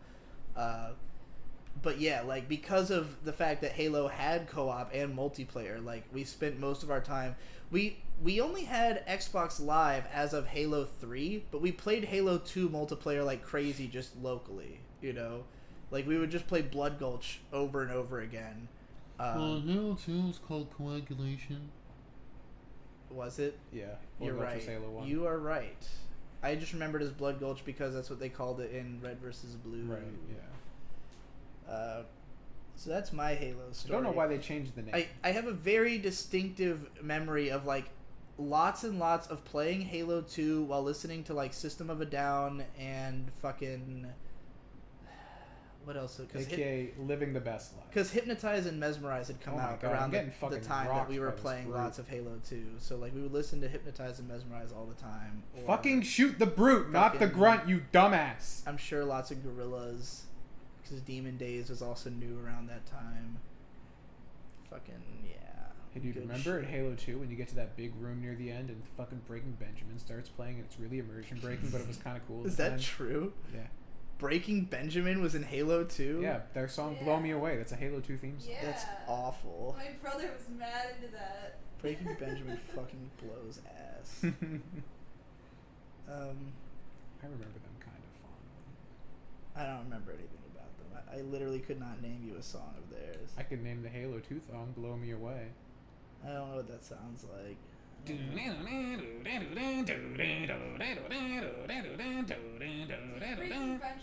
is like pretty good. I don't believe you. Heliox says, isn't Breaking Benjamin kind of like Killswitch Engage? No, I like Killswitch Engage. Well, Fucking Killswitch Engage is like 7 bands, so you gotta like say which Red Killswitch again? Engage you like. Who does Seeing Red again? That's Chevelle. Chevelle. Yeah, Breaking Benjamin's just like a shitty Chevelle then. Chevelle's already shitty, so that's just doubling up. Yeah, so they're pretty good. I saw Chevelle live and they sucked. Other songs sounded exactly the same. Live music in general sucks. What's that other band called? Is it Red? Is that what the band's called? I don't know a man called Red. Let me look it up. Red Dead Revolver. Heliox asked, "Holy shit, Digi, are you learning code?" No, I'm gonna make a game in RPG Maker, but I'm not gonna buy it till it goes on sale. You should just make a game in Construct 3 like I'm doing. What is Construct 3? It's like, like aren't you coding? No, I stopped coding. Well, I want to make a RPG game. I so mean, it I makes didn't the most stop sense coding. to- I'm just not making the first game with code. I'm going I to learn see. Python independently and make a game using Python once I actually know how to do it. Yeah, Red, the Christian metal. Whoa! No, Boy. Red was the shit. All the AMVs. By the way, Tom, not sure how serious you are on coding/video game design, but Jonathan Blow is creating a game engine from scratch on YouTube. It's excellent study material. Whoa, that sounds sick. Link me in the Discord. And if you're not in the Discord, get in the fucking Discord. Yeah. I slaved over a hot keyboard.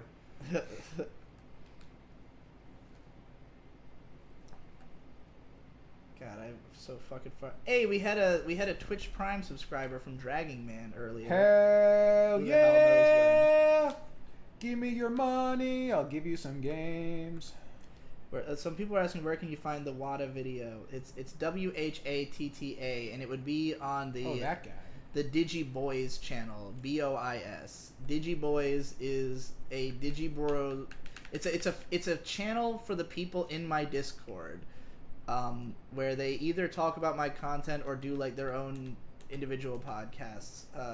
There was some discussion on our Discord for what the I Am Games fans should be called, and there was no consensus. Games, shouldn't they just be called games? But we're games, so should we all? They be are games? also games. We're all games.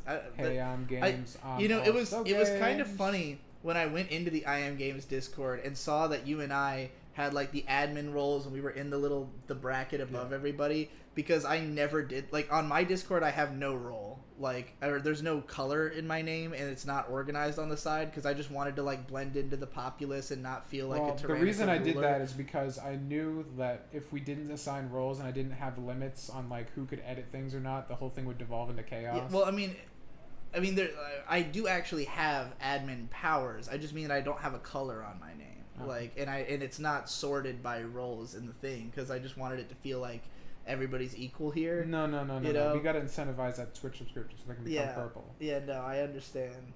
Endless Jess Why don't you says watch Pedro? should Because play some she is scary, boring. spooky bullshit games. I think we might Look, do... it's dark right now. I'm scared. Where should- am I going? We might do some kind of like horror games closer to Halloween. I am personally very much not about the all of October is Halloween life. Like, I'm also just not about horror in general. that's why. Like, because I'm not generally a big horror guy, like, the idea of converting an entire 12th of the year to be about horror does not appeal to me. But I do usually make a point to play a spooky game on Halloween. I never end up finishing them, but they do have vampires.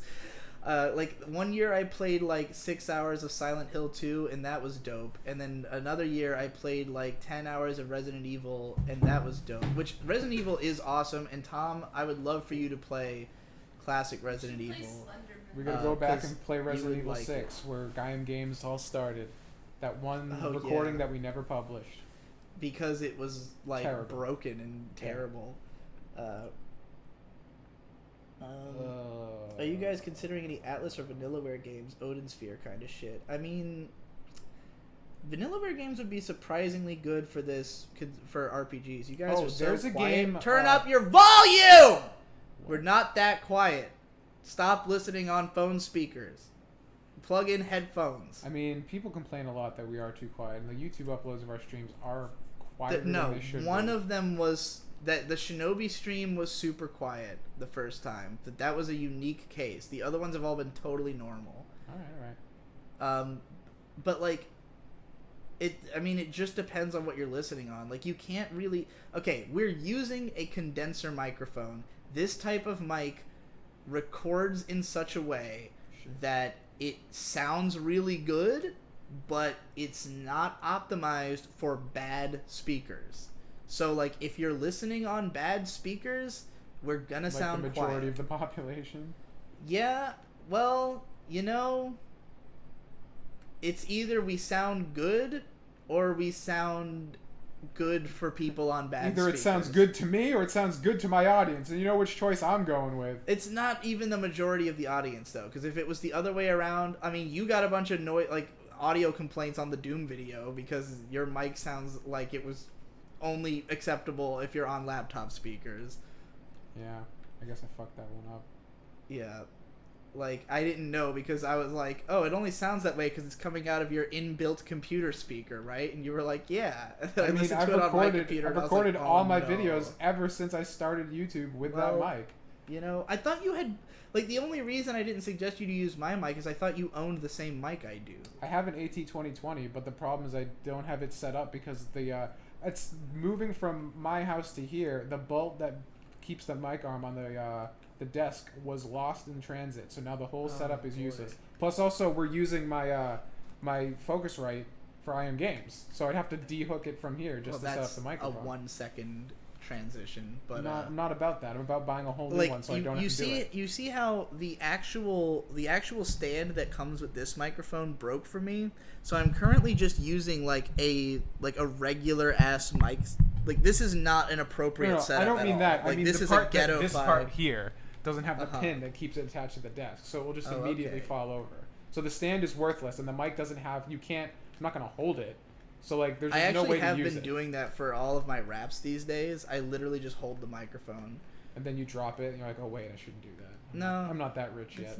It's not. It's hard to drop a mic. Damn, I forgot in Halo 1 you can just throw a grenade like into the stratosphere. Ah, the good old days. Will you guys ever cover RPGs? Yes, I have literally been working on Crosscode. It's just the game is so fucking long. Speaking of Cross, I'd like to play Chrono Cross at some point. Yes, we would love to do Chrono Cross. Actually, there's a game we might be covering that someone pointed out in a comment, and I bought today because I was immediately blown away by it. Oh look, here's the tweet I almost finished. I was like, oh shit, it's time for SPV3, and then I never posted it. I forget what the game's called. What was that game? You know what I'm talking about? Oh, it had a fucking weird name. It had a weird Japanese title. Let me look it up. I'm gonna go to my eBay. I'm gonna run into this wall. I can't do both. Here, of these just at the give same me the time. controller. Jesus fucking Christ. I can play Halo. That's true. You can play Halo. Why don't you give it a shot? Alright. Okay. I still remember the controls. That's a grenade. Yeah, they're all pretty much the same. I have it set as close to Halo 1 as possible. Alright. I'm seeing enemies on my map, but I'm not seeing them in person. Probably Are they all building. in the... Oh, there's a little fucking dude. Grunt. Oh, this gun... Okay. Is this a sniper rifle I'm using? No, that's the BR from Halo 2. It feels weird. Feels like a BR. It feels like there's like a slight lag time between the button press and the... It's because you're shooting a burst of bullets. You shoot three at once. That's what the BR does. But you can set it to shoot single fire when scoped, which is kind of cool.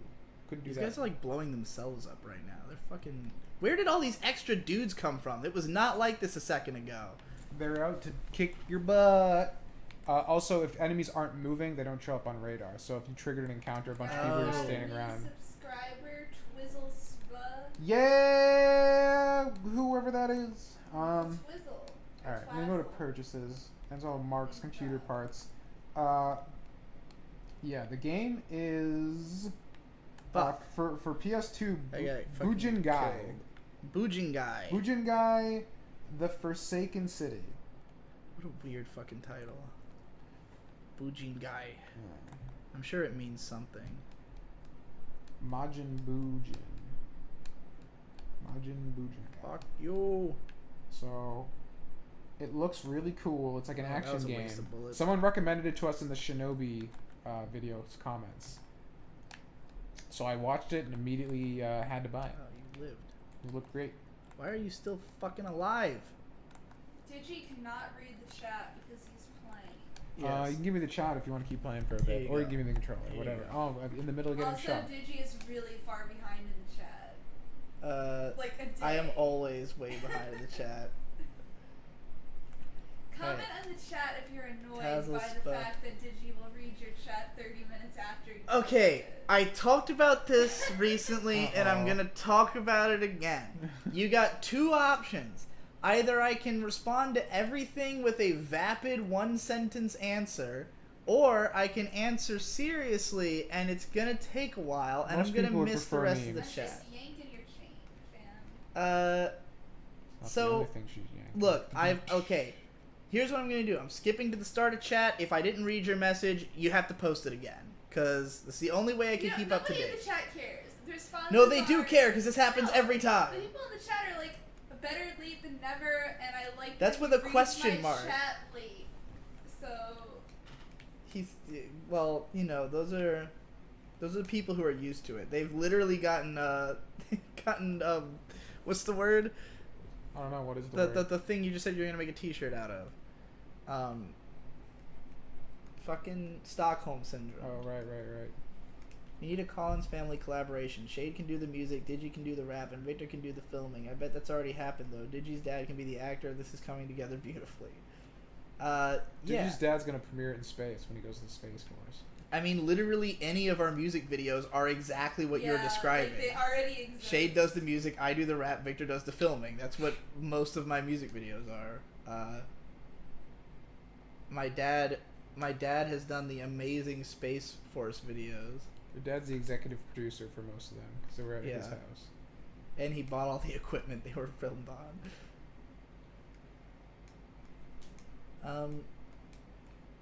Why is Pedro boring? He's just, I mean, if you, not he, I don't want to, sorry. I'm sorry for the constant misgendering. Ban. Pedro is, God, I'm dying, I'm Pedro's dying. videos are just like very dry and like about things I don't care about. Like current anime. I don't know who Pedro is. The pedantic You don't know who romantic. Pedro is? Oh, I didn't know. Their name was we've Pedro. always called her Pedro for short because it's just pedantic romantic Pedro. Pedro. I thought you were talking about someone whose actual name was Pedro. No, her actual name's Lachlan. I don't know shit about shit, man. But like, Why are you lying? Her name is Pedro. yeah. Why are you That's why I was confused. Like, why is Pedro a her? And now I understand. I thought like maybe that was like. Have you seen any of Red versus Blue? If so, what is your opinions? I saw the first like 3 seasons. Did you know it became like serious and had a real dramatic storyline? Yeah, I know that. And everyone's like, "That's so cool." I'm like, "No, that's the yeah, that gayest shit sounds ever." awful to me. I mean, it kind of same had thing dramatic happened- narrative elements even in the early The seasons. same thing but- happened with the same thing happened with Arby and the Chief. It became like a serious thing. and it got really bad. Yeah, like stop. If you're Well, someone it's- who makes a parody series on YouTube It's because back and then, you want to start telling a story, Yeah. make something new. Yeah. You retard. Well, I mean, you know how hard it is to get the audience to care about your new thing. You're starting to feel this weird thing in your brain. It's called integrity, and Yeah. Unfortunately, that necessitates sacrificing popularity. You can't do both. Yeah. Yeah. Please make Big Ung emote tier 1 for massive revelry at peak moments. I don't know. What do you think? What? He wants Big Cum to be the tier 1 emote so that everybody can fucking go crazy when a thing happens. It would. I would say we'll make Big Cum tier 1 when we think of something even better for tier 2. Yeah, the problem, I really don't like that you only get like one emote per tier. Like, I'd rather just offer multiple per tier. Well, like, if you can figure out a hack for that, go for but it. yeah, I mean, the I Am Games emote is not It's pretty particularly shit. special, so It's pretty garbage. so we can easily just replace that with the what Big I'll Cum do, one. I'm working on the Ninja Suffering shirt right now. We'll make that the tier 2 and make Big Cum the tier 1 once it's finished. I don't know if the ninja, like, will the Ninja Suffering, I guess it'll work as an emote. It works, it's really designed more like a t-shirt. I can adjust it. Yeah. Yeah, the Ninja Suffering shirt Ninja is Suffering as an emote should just be like a close up of the ninja's face with a tear coming down, probably. Like, you know. I'll figure something out. Gamers Tavern is in. Gamers Tavern, Hey! hey. I wanted to say something in the voice, but I can't even like come up with an idea right off the top of my head. Hey, this Halo game has got a nice ring to it. Yeah, There yeah. you go. That's a Gamer's Tavern line. I'm proud of myself for that one. Did it. What are your expectations for Chrono Cross? I mean, I've played some of it before, and it's fucking beautiful. The PS1, in many ways, had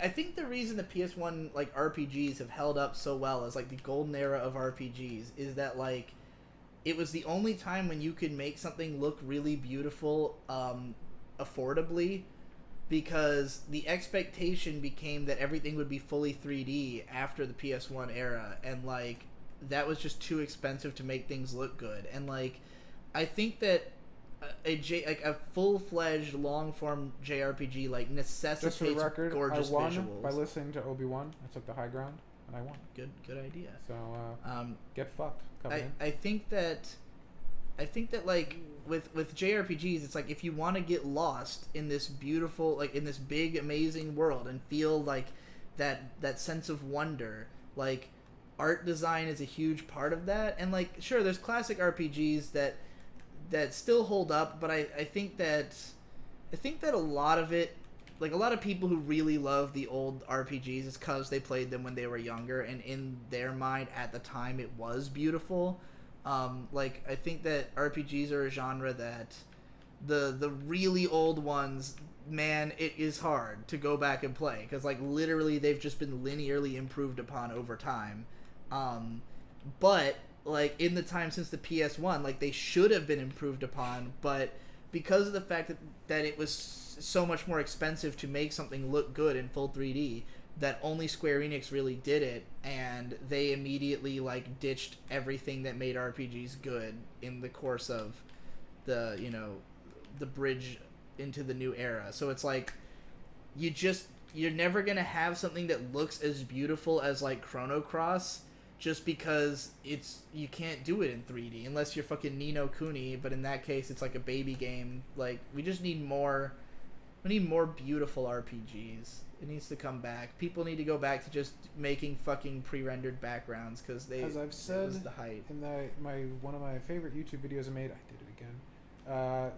Make art, not a tech demo. Yeah, exactly. Saga Frontier 2, Legend of Mana, Breath of Fire 4 look amazing, indeed.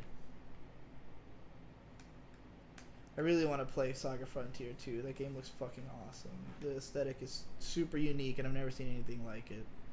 Tom, if you saw that game, you'd be like, whoa. What is it? Saga Frontier 2. Here, I'll fucking look it up for you. Alright, do it up.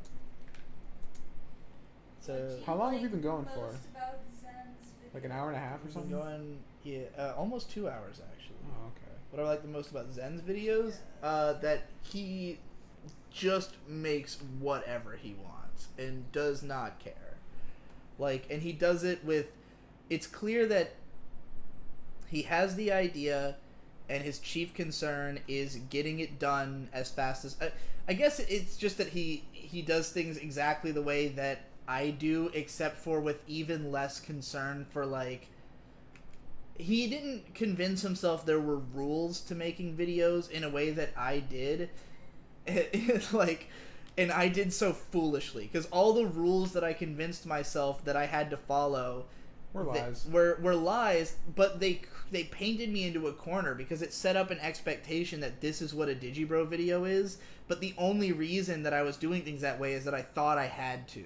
And so when I realized I didn't have to, I tried to break away and do things differently, and now people look at it and they're like, oh, this is like lower effort. And it's like, it's not about the effort, it's about what the video is. If it's a unique and interesting idea. Like, I personally am not interested in watching like an endless amount of 10-minute videos that all feel exactly the same, that are just like rephrasing slightly the same analytical ideas and applying them to 100 different fucking shows, which is kind of how I feel about Pedro's videos. It always just feels like, okay, it's analysis, but of this show instead of the last show I did analysis of, and like... That's what the people like, though.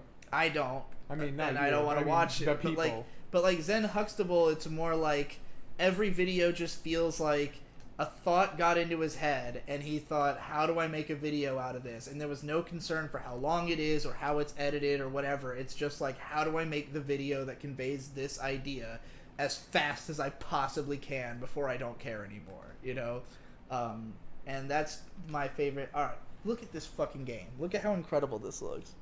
Damn. It's a The PS1 PS1 game? Yeah. Right? That's a game. Everybody just fucking look up Saga Frontier 2. I would say Google, but I want to get out of the mindset of that Googling is what it means to search. I'm using DuckDuckGo for everything now.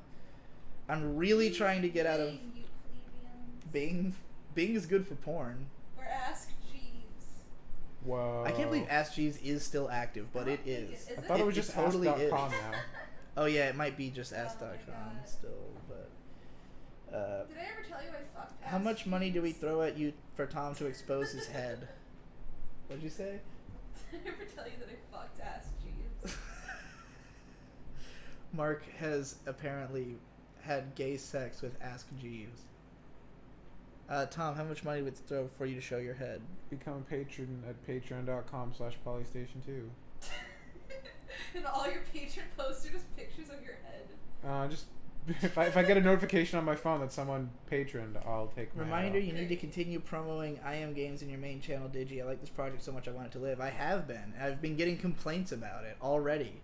Already on the SAO video, people were like, stop promoting I Am Games, it's annoying. And I'm like, I'm going to do this every time. I hope you all realize. Until there's 300-something thousand subscribers on I Am Games. There was one comment that really pissed me off because it was the opposite of what is the case, and it made me really mad because of it, because it was such a snooty attitude. This guy said, like, quit the obnoxious promotion of I Am Games and, like, give up on the...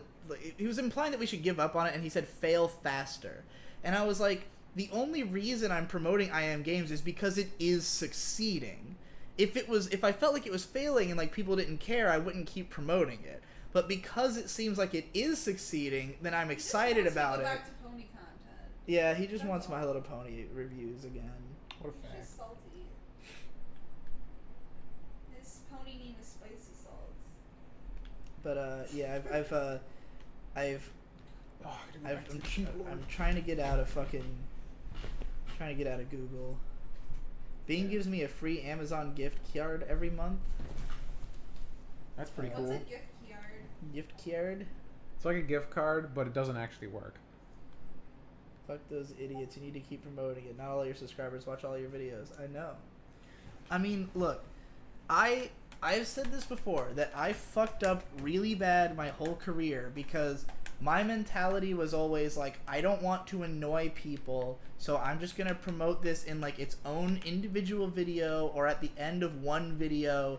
But, like, if you want to promote something you do, you just have to annoy people. Like, that's just the way it is. You're going to annoy people, and you just gotta be like, it's worth it. Because otherwise, it's not gonna work. Like Tom was saying, you can either have integrity or popularity. It's one or the other. And, like, there's no reason for me to keep up this like, semblance of integrity on my main channel, because I don't even consider the conceit of the channel in itself to be something that has integrity. It's like, it's just commentary on crap other people have made. And, like, there was a time when I felt that I was pouring the full extent of my creative potential into the channel, and therefore I felt like I had integrity. But now I know that because, not even that I'm doing worse work, just that it's easy for me to do at this point, and there's no way for me to make it better without making it, like, better in ways that are not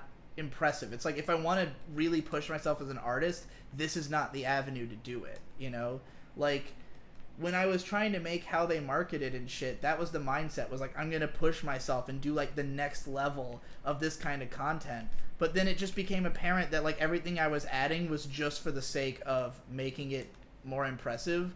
But it's all unnecessary. An effort masturbatory process. Exactly. And it's like, if I really want to prove that I can do something more meaningful, then it's not going to be by doing a bigger and better YouTube analysis video, because nobody cares. There's no margin to improve on there. Like, certain people will like it more, but not everybody. And it's like, it's not going to prove anything to anyone. The only person it was there to prove something to was myself.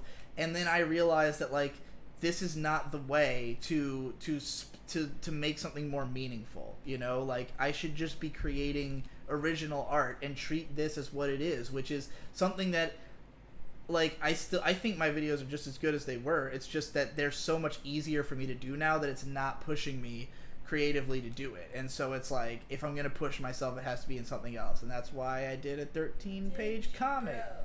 Please Yep. say Gomenasai in a southern accent. I'm gonna be radioing a major Gomen Nasai on account of the fact that I won't shut up about myself. That's a big Gomen. That's a real big Gomen. Am I getting a 10-4 on that Gomen Nasai over there, Tom? I'm so upset right now. The fact that people are asking for it means it's taking hold, and everything I feared about humanity is Tom, true. I used it as the ad in the SAO video. I know. Oh, you watched it? I watched it. Yeah, I wasn't sure. And I was like, oh, it's happening. It's proliferating. The only reason I did that is because it's the like I just went on Twitch and into the clips, Right. and that was the clip with the most views with a whopping 17 views. I mean, it was the only one that was particularly funny, so I just used it because I didn't want to have to scrub through a whole video looking for funny moments.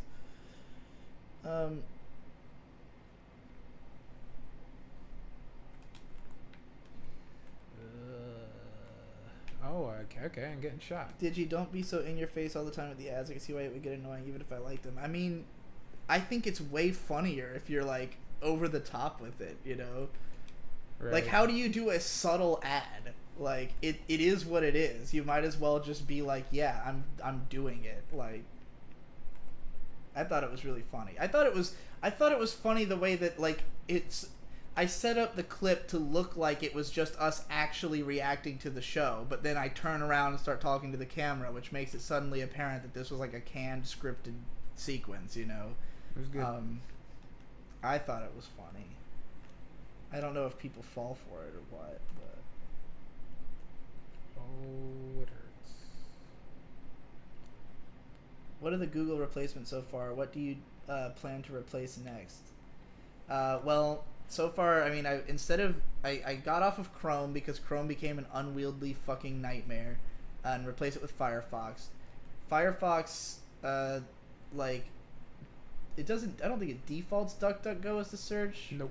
No, it defaults Yahoo, actually, which is fucking bizarre. On the mobile app it does bang.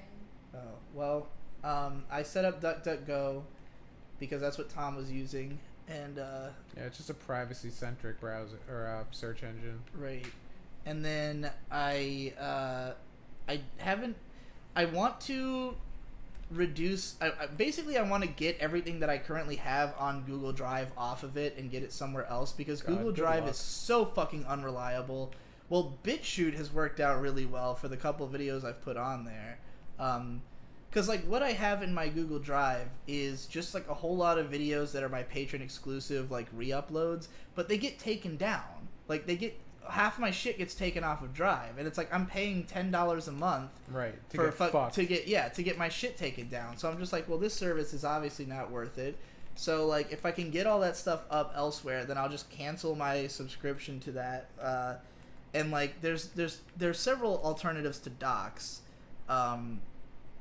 Yeah, So, I would like, dox people if I were you. yeah, well, there's like other sites that are like Windows has a doc service now, and Dropbox has one. There's one called Zoho Office, which I was looking into. They apparently have like alternatives to the entire Google suite, and they have email and stuff. I don't know anything about them. I think there was one that I read had like a better that won't fucking fuck you just because your internet goes out the way that Docs does. So that would be nice. Well, I mean, if you have it set up on Chrome, it'll keep working. But that's how they get you on Chrome. It doesn't even. You have to have individually put that dock to have offline mode. So you have to have considered this when you started working on the dock, that you're going to have it ready to go into offline mode, because if the internet just cuts out on you while you're in the middle of working, you're fucked. You can't edit. It's God, there are so many dudes in this section. It's fucking insanity. I mean, I know it's supposed to be a stealth section, but what does usually... Gomen Nasai mean? It means I'm sorry in Japanese. Look, that's a very normal question to ask. I guess. Oh God, right in the ass, right in the ass shot of my death. I hate stealth in games. This is pretty punishing. Then again, I probably don't have the best loadout for this situation either.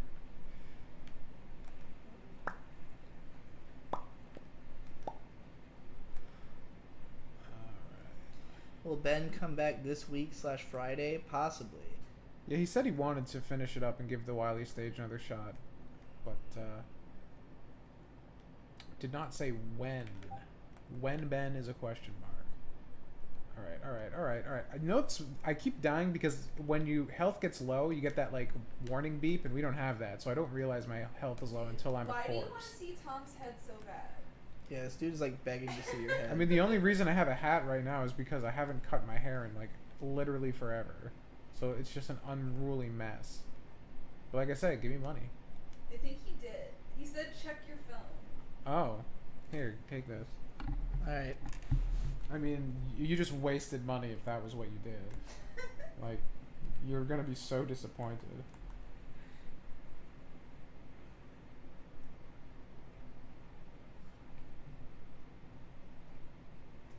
Digi, did you make that Oh, top yeah, 10 new thread pledge. on 4chan, or is it someone pretending to... Alright, I gotta do take it not. off. Okay, I do not make posts on 4chan.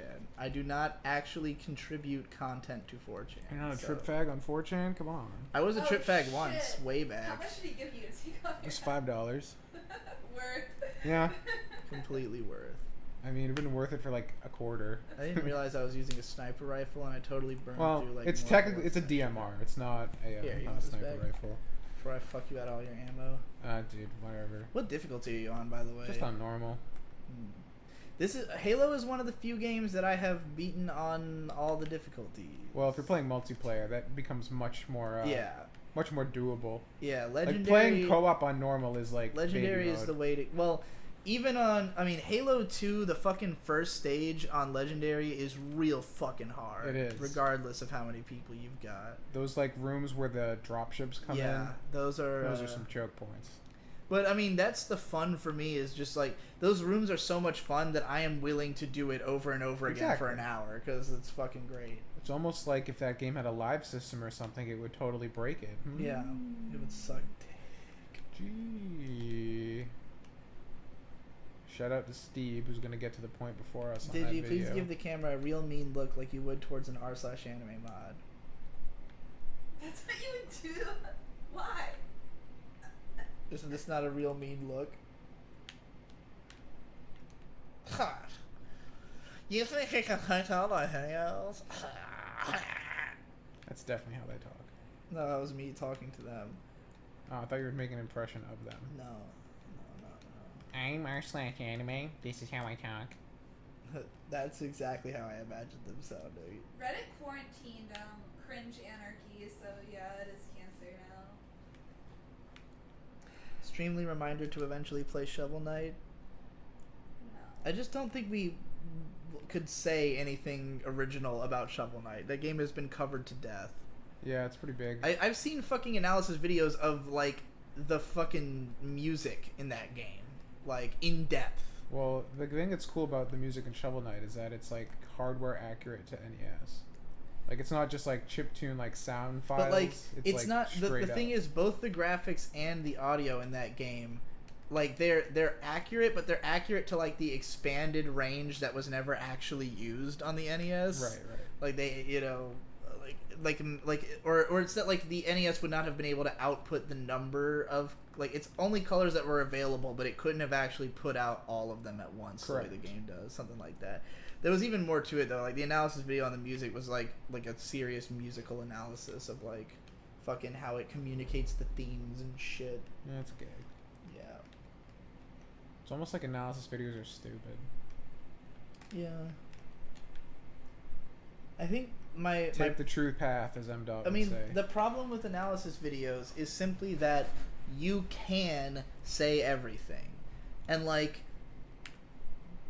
part of the so back when I first started this whole rigmarole of YouTube, when I was planning to do game videos, I had been of the opinion, because I first got introduced to game videos through Extra Credits, and Extra Credits was all like broad concept shit, and they covered everything. The show got shit after like the third season because like they had nothing left to say. Like, they had covered all the broad concepts that they had. And so in my mind, it was like, okay, well, broad concepts are kind of dead in the terms of video analysis of gaming. So, like, you should just tackle individual games and what's unique about them. And that was what my plan was to, like, just look at, you know, either what's unique about this game or just to break a game down in as much depth as humanly possible, just to, like, have the biggest say on that game. And that's still the approach we're taking with I Am Games. It's basically just making good on the thing that I wanted to do fucking 5 years ago. But took 1,000 detours on the way towards. But, like, when I got into anime analysis, it was different because there was nobody talking about it. Like, none of the broad concepts had been addressed yet. So, like, a lot of my videos that are, like, my most popular are the ones about broad concepts that really changed people's views on anime. And everyone's always like, oh, you need to get back to doing those. And I'm like, I did them all. Like, I've broken down every element in as much depth as you really can, and, like, I've talked about the culture, I've talked about the way you think about shows, and at this point, I'm just kind of taking, like, more specific angles of stuff and just, like, rearranging the way I say it so that you look at it from a slightly different way, you know? But it's like, the well has run dry. I've done it. I've fucking cracked it all. And what a lot of the people who followed in my footsteps, who were, like, taking the same approach to analysis I did, are basically just doing, like I said, and, like, applying those theories to every different show. But to me, like, the most interesting thing you can do is look at what makes a show different. Because even if there's broad concepts that you can apply to everything, every single piece of work has its own approach to it, you know? Like, maybe with Mega Man, like, yeah, you could make a broad video about lives, but it's the way that this specific game handles lives that is kind of different that makes it interesting, and that's why I made a video for it, which is not out yet. But, like, I see a lot of people who just apply the same exact theory to as many different games as possible. So, like, game theory. It'll Thanks for watching. Like, the number of times fucking Egoraptor, you know, broke down the idea that a stage can teach you how to play the game in Mega Man X. And then there's, like, tons of videos of people just pointing out how other games have also done that. And it's just like, I'm not learning anything new about games because I can think about this when I play a game. I can just play the game and think about it. You're learning about that specific game and how it does it, which is kind of what you were just saying, But it's the same. It's the same thing, though. They all do it the same way. Like, it's not like a whole new way of looking at how to teach a player. Sometimes it can be, but, like, that's not the kind of thing I'm seeing. You know, like, okay, have you ever watched Mark Brown, Game Maker's Toolkit? I've heard of him, but I've never watched any of his The way I feel about his videos is that he just takes a game and says something, like, says the same thing about 80 different games. Because every game has thought put into it. So, like, if you just break down the thought that was put into the game, or the same with Nerdwriter. Like, Nerdwriter's career is take any piece of media and just break down some element of the thought that went into its creation, or that can be observed off of it. But he says the same things. Like, yeah, of course it had thought put into it. It all does. It's not what did this one do that nothing else did. It's what did this one do at all. And, like, if you already know the broad strokes of analysis, then you could have figured this out yourself, you know? Sure, but not everybody Yeah, does. but, like, if you watch enough of these videos, you will realize this. Yeah. Like, and then, but for everybody who does that, there's more people who are just getting into it. yeah, So, I don't care about those people. I mean, I know Like, you don't, but I'm just saying. I understand why this is a good business venture to do it. It's just soulless, and people will catch on. Well, and those kind of people You can't gotta have popularity or integrity. Well, the thing is that popularity can get you a lot of views, but integrity can get you a lot of patrons. And you really got to ride the line carefully. And I really think that fuck you. the reason that someone like Mother's Basement might make more money than me because he gets more views and he gets endorsement deals, but he makes a lot less than I do on Patreon because he doesn't have integrity, you know? Yeah. And, like, at the end of the day, I care about having the patrons more than I care about having the other shit. Because those are the people who, if I were to switch to telling my story in a different medium, like, if Mother's Basement stops making anime videos, he doesn't have an audience anymore, you know? If I stop making anime videos, I still have some audience that I can build back up from because they are invested in me and what I uniquely offer. But I do think that the longer I continue doing anime videos, the less of that will be apparent because it will be that I'm just covering shows in the same way that, you know, you would expect me to, and it'll be less about like what I uniquely can bring to the table. So I want to transition out of that. Like I want to transition into a place where I can invest people in something new. And like when I made the switch to anime, my initial audience was not anime fans. It was just my fans. It was people who were My Little Pony fans who were interested in what I had to say, and a lot of them got into anime because of it, you know? So, like, I know that there is an ability to carry like that, to tell people, like, hey, you don't really watch my videos because you care about anime. You care about them because you think a certain way. You think in a way that's similar to how I think, and if I can express something even deeper about myself, I'll be expressing something even deeper about you, you know? And that's the way I want to connect with people, is like, I want people to like read my work and be like, holy shit, like this guy gets me in a way that I didn't even realize because he was only filtering his experiences through how they could relate to anime, you know? I have tons of experiences and thoughts that cannot really be communicated via anime analysis, and I'd like to get into some of that. I mean, Tom, you read my comic. None of what's in it could have been communicated in an anime analysis. Probably. But yeah. Anyway, sorry this is the Digibro show all the time. It's you know, you're having such a smooth sailing with this game, and I'm so familiar with it. It's fucking Halo. Yeah, it's great. It's awesome. It's it Halo looks with amazing. a little extra spit shine. It's really weird because like I simultaneously just feel like I'm watching Halo 1, but then I also know it didn't look like this. Like, dude, when we're done, you got to boot up the OG, and you'll be like, oh my god. I mean, I've played it recently enough that like I have that feeling, and it's also weird because I've played the HD remake, and like with the HD remake, it's like this jarring feel where they changed the colors of most things, which was really stupid. That's a huge problem with the people, like longtime Halo fans have with 343, is that they changed the art style of everything. Yeah, and like, that's why with Halo Infinite they're going back. And the remakes look like the remake of the game. It's like it looks obviously nicer in terms of graphical fidelity, but the art design is worse, and so you really feel like you can just switch between both on the fly, and it feels like you're getting the worst of both worlds. It's like I can either have it look like HD or I can have it look, you know, artistic, but like this game found the middle ground that was what we really wanted, you know. All of this will probably be repeated in the video that we do about it.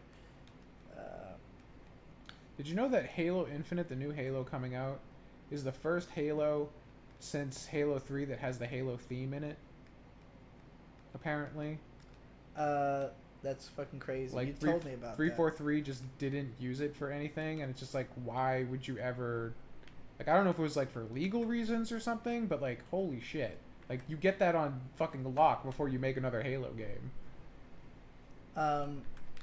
Grant Hall says, does Mother's Basement really make more money than you? He makes half the money you do on Patreon and has double the views per month on YouTube. Can endorsements really bridge the gap? Absolutely. Yes. Endorsements make obscene amounts. You gotta of understand, money. those endorsements probably get him like a baseline $1,000 easily.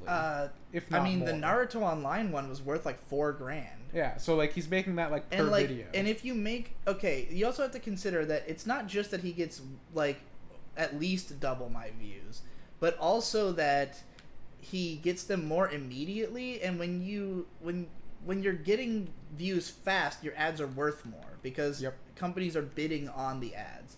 So like the more views you have, the more your views are worth, and also watch time is a contributing factor. He makes all of his videos like a considerable length, and he puts in ad breaks. If you literally have one ad break in a video, you're doubling your ad revenue, like because you're watching twice as many ads.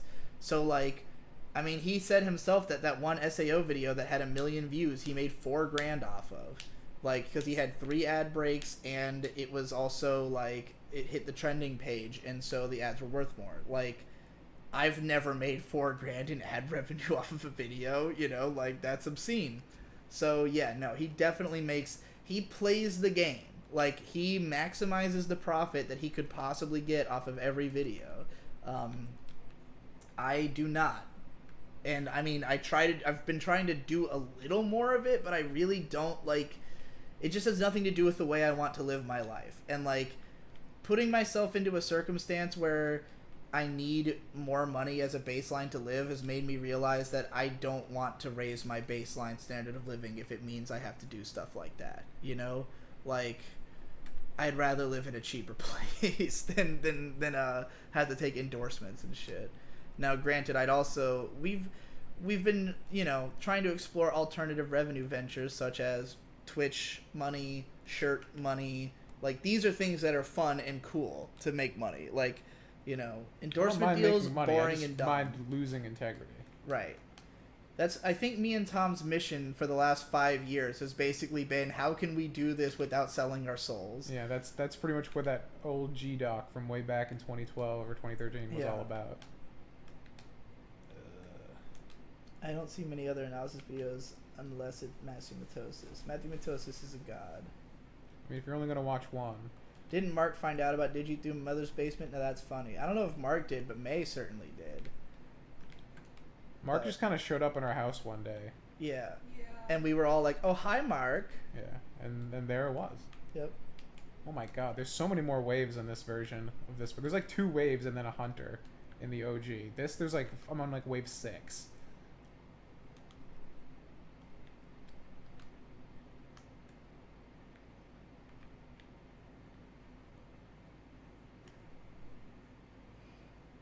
What even is Halo Infinite? It's the new Halo game coming out for Xbox One and PC. Sick. It's kind of semi being advertised as a return to form for Halo. Like, they're going back to like the original art style, and they have the original like Master Chief helmet, which I guess people were upset that they changed the design of the helmet or something. I don't know. I guess that's kind of like changing a character's face, like getting rid of Mario's mustache, changing the helmet of the Master Chief. But I never really gave that much of a fuck. But yeah, like people are cautiously optimistic. Is probably the best way to describe it. Selhar says, these streams are my chance to decompress and play games. Legit my favorite content from you in a while. At first it seems half-assed, but it gets to you. It's comfy shit. Thank you. I really like IM Games. That's why it's been a venture we've put so much energy into. How do you feel, Tom? You've never really shared how you feel about how this whole thing is going. I like it. I mean, I like that we're playing. I haven't got much time to play video games. Like, I'll usually like sink my time into 1 or 2 titles a year, and that's it. The rest of the time I'm just like not doing it, or I'm just playing like DMC, Devil May Cry, or Metal Gear Rising over and over again. Mm-hmm. But I like how I'm playing more games than I usually do. Like, we have good conversations. Yeah. And it's made some good memes, and hopefully I can use it to help springboard my game when it starts being presentable, because, I mean, everybody here's into games. Yeah. I just, like, I love the idea. Like, I think about games a lot. I analyze them in my mind. The only difficulty is, like, how can I justify the time spent playing games? And, like, the only ways I've ever done it is either, like, I try to do a Let's Play or I try to do a stream.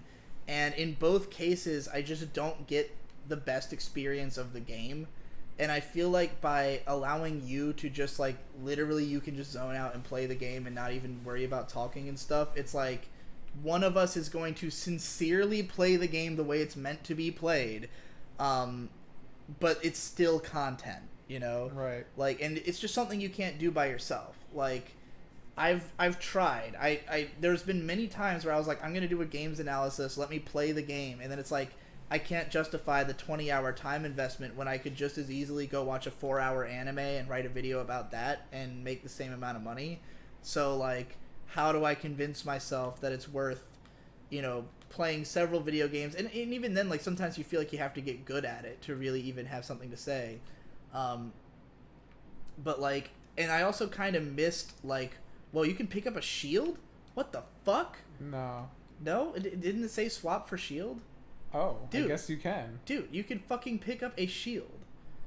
Alright. Let me. I don't know. This is lit. I don't know what I'm gonna do with this, but I got it. I think there were shields in like 3, but they weren't the jackal shield like that. Maybe I'm thinking of something else. This is pretty lit. Lit, I think there were shields in that one. I kind of want my gun back though. Can I melee with this? I can do a punchy. Oh, I got fucking punchy. Alright, that was weird. I'm gonna stick with this. They just put a scope on the SMG and gave it a silencer, and I guess it's a new weapon, and it's working out for me. Apparently Mother's Basement writes for MatPat. What? Someone said so. That's fucking crazy. Is that real? Mark is the oh, Mark's not in the room. I'll wait till he's back to read this. It's pretty funny. Come on. I need to get some ibuprofen or something soon. My keto headache is picking up.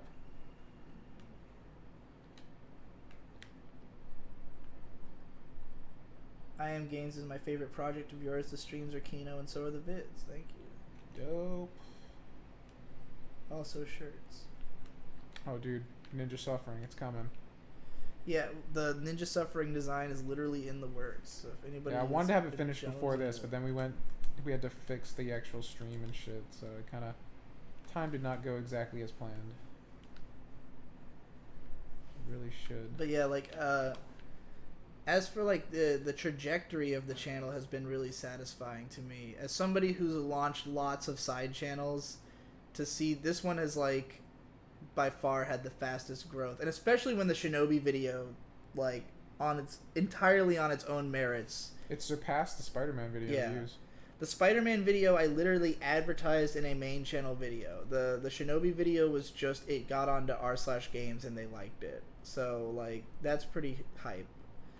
And we've made a bunch of money off of Twitch subscriptions. Oh well, we will have made it when it actually hits the bank in 2 months or whatever. But like, the fact that people are engaging with it is enough to make me think that it is something. Like, I've had lots of projects where it's like, I think it's a good idea and I can convince myself of the logic of it, but if the audience just doesn't seem to care, then it's never gonna go anywhere. Like, if you start a project and even if only 10 people are watching it, all 10 of them are really passionate, it's like there's no reason to believe there's not 100 other people who could also be this passionate, and that's kind of how this feels. Like, you were saying that the Discord has been like... Discord's pretty poppin'. They're pretty fucking into it, so... yeah, as far as I can tell, this is this has staying power. I Am Games is a thing. I felt pretty good about it as soon as we even had the name. The name? Yeah, you just like come up to me like, I was just minding my own business like, I Am Games. I'm just like, this is a thing that's happening. Yeah. Make a design for Halo it. 3 had the bubble shield. Yeah, that's what I thought. But it wasn't the jackal shield. Can you dual wield in this mod? No. Okay, so they had to keep at least...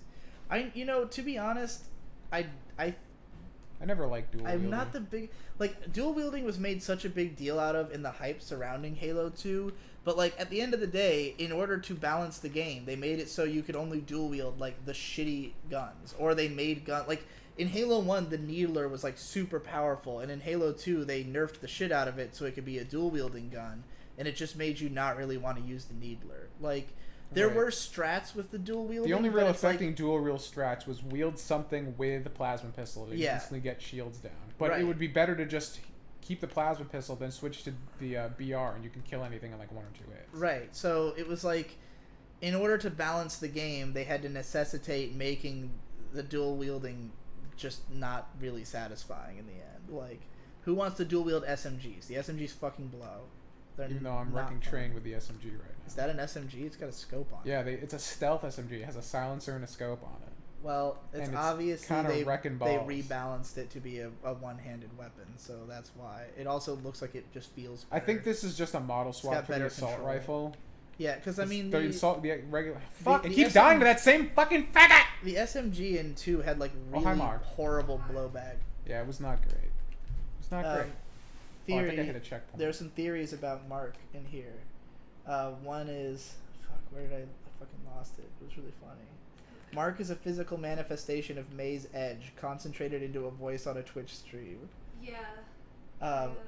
Another theory... Where is it? Theory: Mark is secretly hentai samurai after training his English under a waterfall.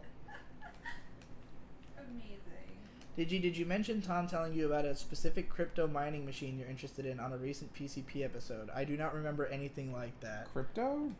Yeah.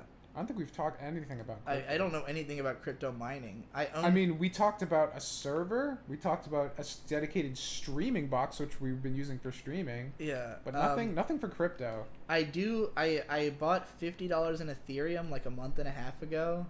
I haven't looked at it again. I don't know if the value's gone up or down or what. I have about $50 in Ethereum as well. I keep dying to the same sword guy, and it's I literally really just gay. bought into the hype that M.Strange has for crypto, but then I was like, I don't know what I'm gonna do with this. Apparently, his third movie was all about cryptocurrencies and banks failing and shit. I didn't get that at all from it, but yeah, I guess that's the subtext. We got to make some analysis videos about his fucking movies, dude. I made a video about Heartstring Marionette.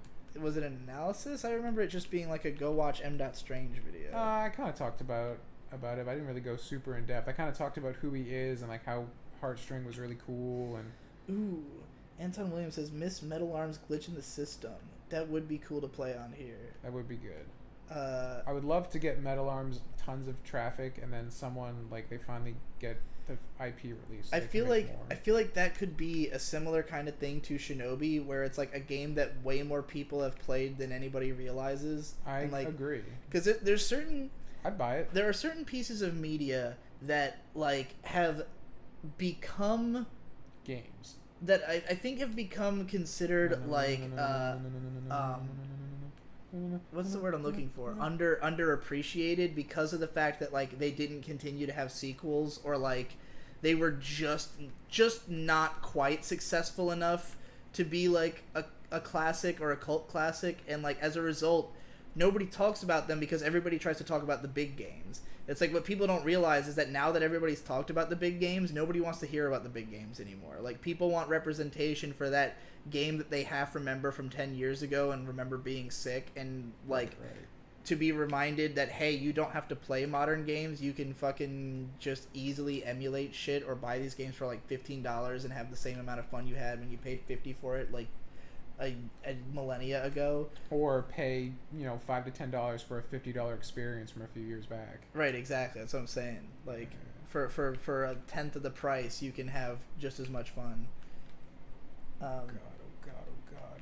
Alright, maybe it's guns. I don't remember if it was in a video or not where Gaming Brit was talking about how pissed off he gets when, like, people talk about, like, he'll tell people to, like, go play this old PS2 game, and they'll be like, oh, it's $20. Like, I don't want to pay $20 for a PS2 game. And it's like, motherfucker, you'll pay $60 for a game that is like half the quality, like that, just because it's new. Like, it's worth $20. It was worth $60 when it came out, and it's definitely worth $20 now. Oh, I thought we fucking froze for a sec. All right, no, we hit a checkpoint. I truly hope Mark is an ARG. You've been saying his name wrong the whole time. It's actually Marg, which is short for massive ARG. Exactly. You beat me to it. Alright. Hunters in this game are pushovers, dude. I didn't even realize I killed one. Ethereum is down to like $200. Is that a good thing or a bad thing? It's bad. I'm guessing bad. The crypto market on the whole is on the downswing right now. But isn't it like constantly shifting up and down? Yeah. It's an incredibly volatile market. I mean, I already ranted about crypto, but I think crypto's bullshit right now just because everyone's using it as an investment and not a currency, which is what it was invented to do. Yeah, I mean, when I found... Well, the problem is that most people don't really know it as a currency. They know it as an investment. But, Exactly. like, there are things you can use crypto... Like, you can use it to buy...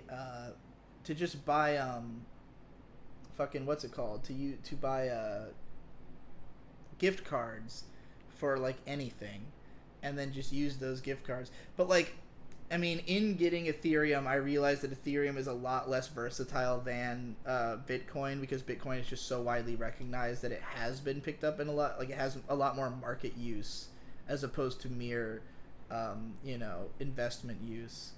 I don't really know why it is that M. is so into Ethereum as opposed to Bitcoin. But I think it's because Ethereum, there's a lot of like technology behind Ethereum in terms of like they're also doing another one of like their own version of the web kind of thing, like the Ethereum network, because like the currency is technically called Ether. Ethereum is the technology it's built on top of. Of course. So yeah, it's all fucking complicated and shit. Like, I'm not gonna sit here and pretend I understand it. Yeah. I think of myself as a sort of second wave consumer. I'm never the guy who's in there at the start, but I'll be the first friend who finds out about it and adapts it. You know what I mean? I feel that, yeah. Like, you're more of a first wave guy. Like, you know the thing when it's coming out. You've heard the hype. You understand it early. And I'm an early majority, like on the bell curve. I'm early majority under duress. I'd be an early adopter if I had money. I don't. Yeah, I think early adopter is more of a mind state than an actual, like it would in this case. Whereas I'm an easy sell. Like, just tell me why the thing is good, and I'll be like, cool, I'll do it. Right. I mean, if anything, I've learned that the why to you is not very important. No, I do not care about why. I just care about what, because why doesn't matter. Why is irrelevant. It's like, the only people who need to know why are the people who need to know why. Care about their decisions. It's not about caring about your decisions if you know I don't need to know why the decision is good to know that it is good. You know that people can lie to you, right? Of course people can lie, but that's why I only listen to sources I trust. Like, you don't... It's easy. Like, I know that you will check your work, so I'll just listen to you, But, like, you just need a collection of people who you trust their input. And, like, granted, you will never be on the front line that way, but it just means that, I can't really understand that mindset. I guess I'm just a little too brony curious for that shit. It's like, okay, in order to be on the front lines, you need to be studying constantly. You need to always be abreast of everything. Fun. And it is fun, but it's also a lot of work, and it takes away from the time that you can do other things. And so most people who are a frontliner, they have to pick a thing to be on the front lines of. Like, you can't be the first one to know literally everything. Yeah, it bothers me. I want to.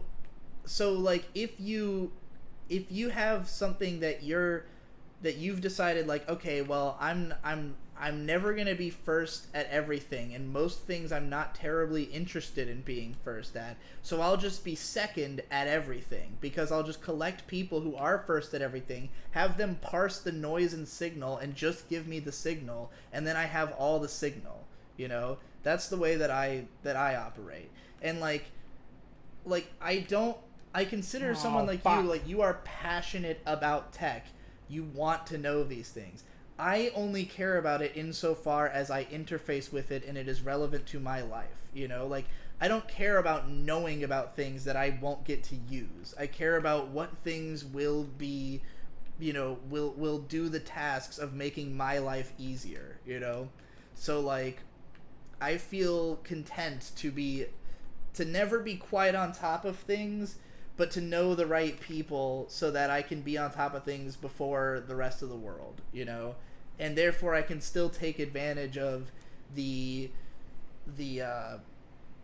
upper hand that I have over most people. I'll never have the upper hand over, like, the geniuses, like the truly first line guys, but I don't need to live my life comfortably, because I'm not trying to be God, That is why you fail. Exactly. What is that from? I don't know, actually. That's from something. It is from something. That is why you fail. I do not remember why or what.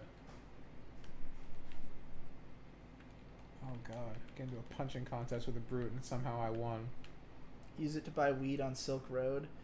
I'm terrified. Gone, isn't it? Or they get revived. I have no idea. I'm terrified of the idea of doing fucking illegal black market dealings. Even though that's, like, the main purpose of crypto, I think. It's been hijacked for it because it's untraceable. Yeah.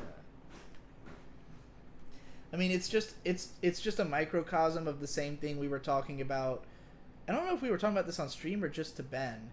That, like, the biggest problem with alternatives to anything, like, on the mainstream internet is that the first people who are going to adopt it are going to be the people who are doing something that is, like... Yeah, we were talking about it in the car. That necessitates it. Like the reason that like every YouTube alternative ends up just or Twitter alternative like Gab ends up being like an alt-right place is because those are the people getting kicked off of the main platforms, and so like they need this other platform. And then when it becomes that it looks like It's so- oh, there's no reason to go there unless you're alt-right because the only people on there, and it's like no, all of us have a reason to go there. It's just that these It's people so need brilliant it, on you the know? fact of like Twitter gets them off their website, but they also poison all the Yeah. alternatives that could be Oh, thrown I'm them. that's probably fucking why they do it. Yeah, it's a brilliant strategy. It really is, because they'll never grow a Twitter competitor if the only people on there are people who are ideologically extreme, you Yeah. know?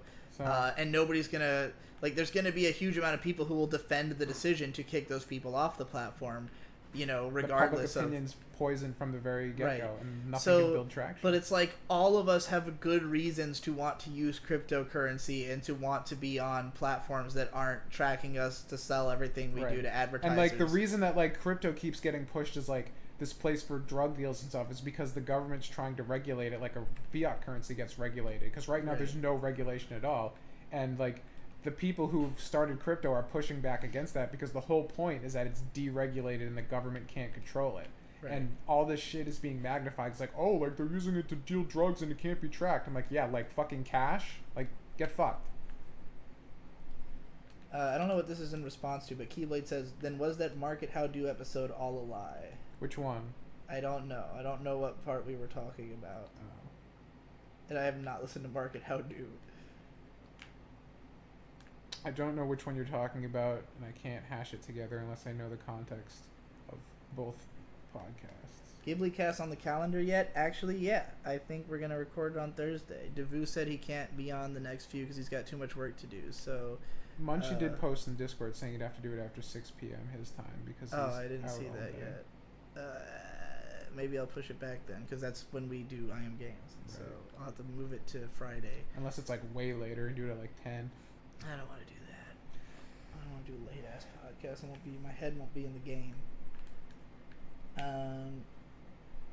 As a very competitive gamer, I am constantly asking why, because knowing how to play optimally is why it is optimal is crucial to learning how to get better. Yeah, no. Like I said, if you want to be at the forefront of anything, you have to be the guy who understands the inner workings. But like, I don't really have any... There's no particular thing I'm trying to be at the forefront of. Like, I am more about, like, just doing my thing comfortably and, like, what can help me to do that, you know? And, like, the only reason that I even am, like, a secondary consumer is because I know that there's always a better way. I just don't know what it is. But, like, in order to figure out what the better way is, you have to parse a massive amount of information. It's like, there is so much noise and so little signal that you have to really study. And it's like, I know there's people who've already done that, and, like, they can help to bring me up to at least a certain speed, you know? Again, I'll never be, like, the most efficient I can be because I'm not there the minute of, but I'll still be way more efficient than most of humanity. And since the world is built around the bell curve, if you're more efficient than the bell curve, your life will just be easier, you know? So, like, it's mostly just about keeping ahead of the bell curve, not so much being the front of the pack. Oh god, this is like straight out of Halo 2. This room. is Halo 2. What the fuck? So this is definitely new, right? Yeah. Because that's awesome. This is the room. Yeah, it like... I was just like, oh there's god, I'm in small hell. differences, but it is basically the room. I was like, I picked up the AR and the SMG because I'm like, this whole level's close combat. Now I have this long range game. I'm like, well, I'm not equipped for Selhar this. says, I would literally pay you to do Acid 1 Stigi. It's the best trip imaginable to consume art to. I cannot think of a more unique experience. Even fucking on Acid doesn't compare to consuming art on Acid. My friend Billy... I did half a tab of Acid once and watched My Neighbor Totoro, and it was cool, but I didn't hallucinate because it was just not enough acid, I guess. My friend Billy did mushrooms, and he said, do mushrooms if you want to kill your ego forever. That's the idea of, like, mushrooms and DMT, is that, like, it... But, like, I mean, I experienced an ego death when I was smoking the insane amount of weed I was. I consider... It's weird to try to explain this to people. I consider myself to currently have a dead ego because I do not care about myself anymore. when I say things that sound egotistical, it's only because I'm trying to explain something.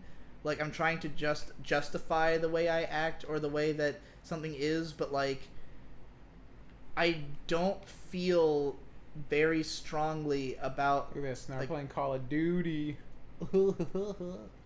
like, I can rant about myself all day because I do it for an audience and that's what my job is, but I'm not necessarily interested or think that I'm saying anything unique, you know? Like, and I put out work that I'm proud of and that I think is better than most of the people who I'm in competition with, but that doesn't mean I think it's good, you know? So, like, it's difficult to explain how I can be somebody who does not feel that I am driven by ego at present and yet sound like I am, you know? But yeah, I definitely experienced a massive ego death from all the drugs I did. I would love to try acid again. You don't have to pay me, you just have to send me acid, because I have no way of obtaining it. I don't know any drug dealers. If I did, I'd be smoking weed right now. See, that's why you gotta know some people. Yeah, it's unfortunate. I mean, I do know some people and none of them could get me weed. I asked all the people I knew. I assume you don't know anybody who could get me weed. I do not. I don't know anybody who could get me weed. Ugh. I'm running out of juice, dude. We can stop whenever, dude. We've been going for 3 hours. It's pretty good length. Yeah. If I can We've hit a made checkpoint, I might progress. just drop. The cool thing about this mod too, I don't know if you noticed, is that everything's unlocked right from the beginning. So you don't have to, if you just want to like, oh, I want to see what they did to one of my favorite levels, you just jump right to it. Oh yeah, I saw that they it was all there. I wasn't sure if that was because you'd played through though. No. Oh, here we go. I mean, is it possible to save mid-level? Like, can you come back? I think it'll just drop me in the closest checkpoint. That's why I said I just wanted to hit one before we can finish up. Hunter! Run.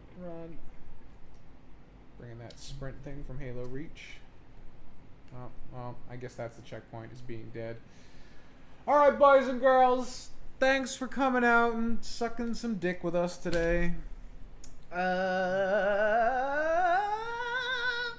Remember to be the games you want to see. Even if that's a fan game for fucking... You gotta do it over there on the thing. I know, I gotta do that it's thing. on the laptop. Yep. I'm dying again. Be the games you want to see. Stop playing the game and end the stream. Blow yourself up! Oh god, I don't think I have the mouse, or do I? I got Alt-Tab. Ugh. Oh, come back. End stream. Oh no, is it working? It's not working.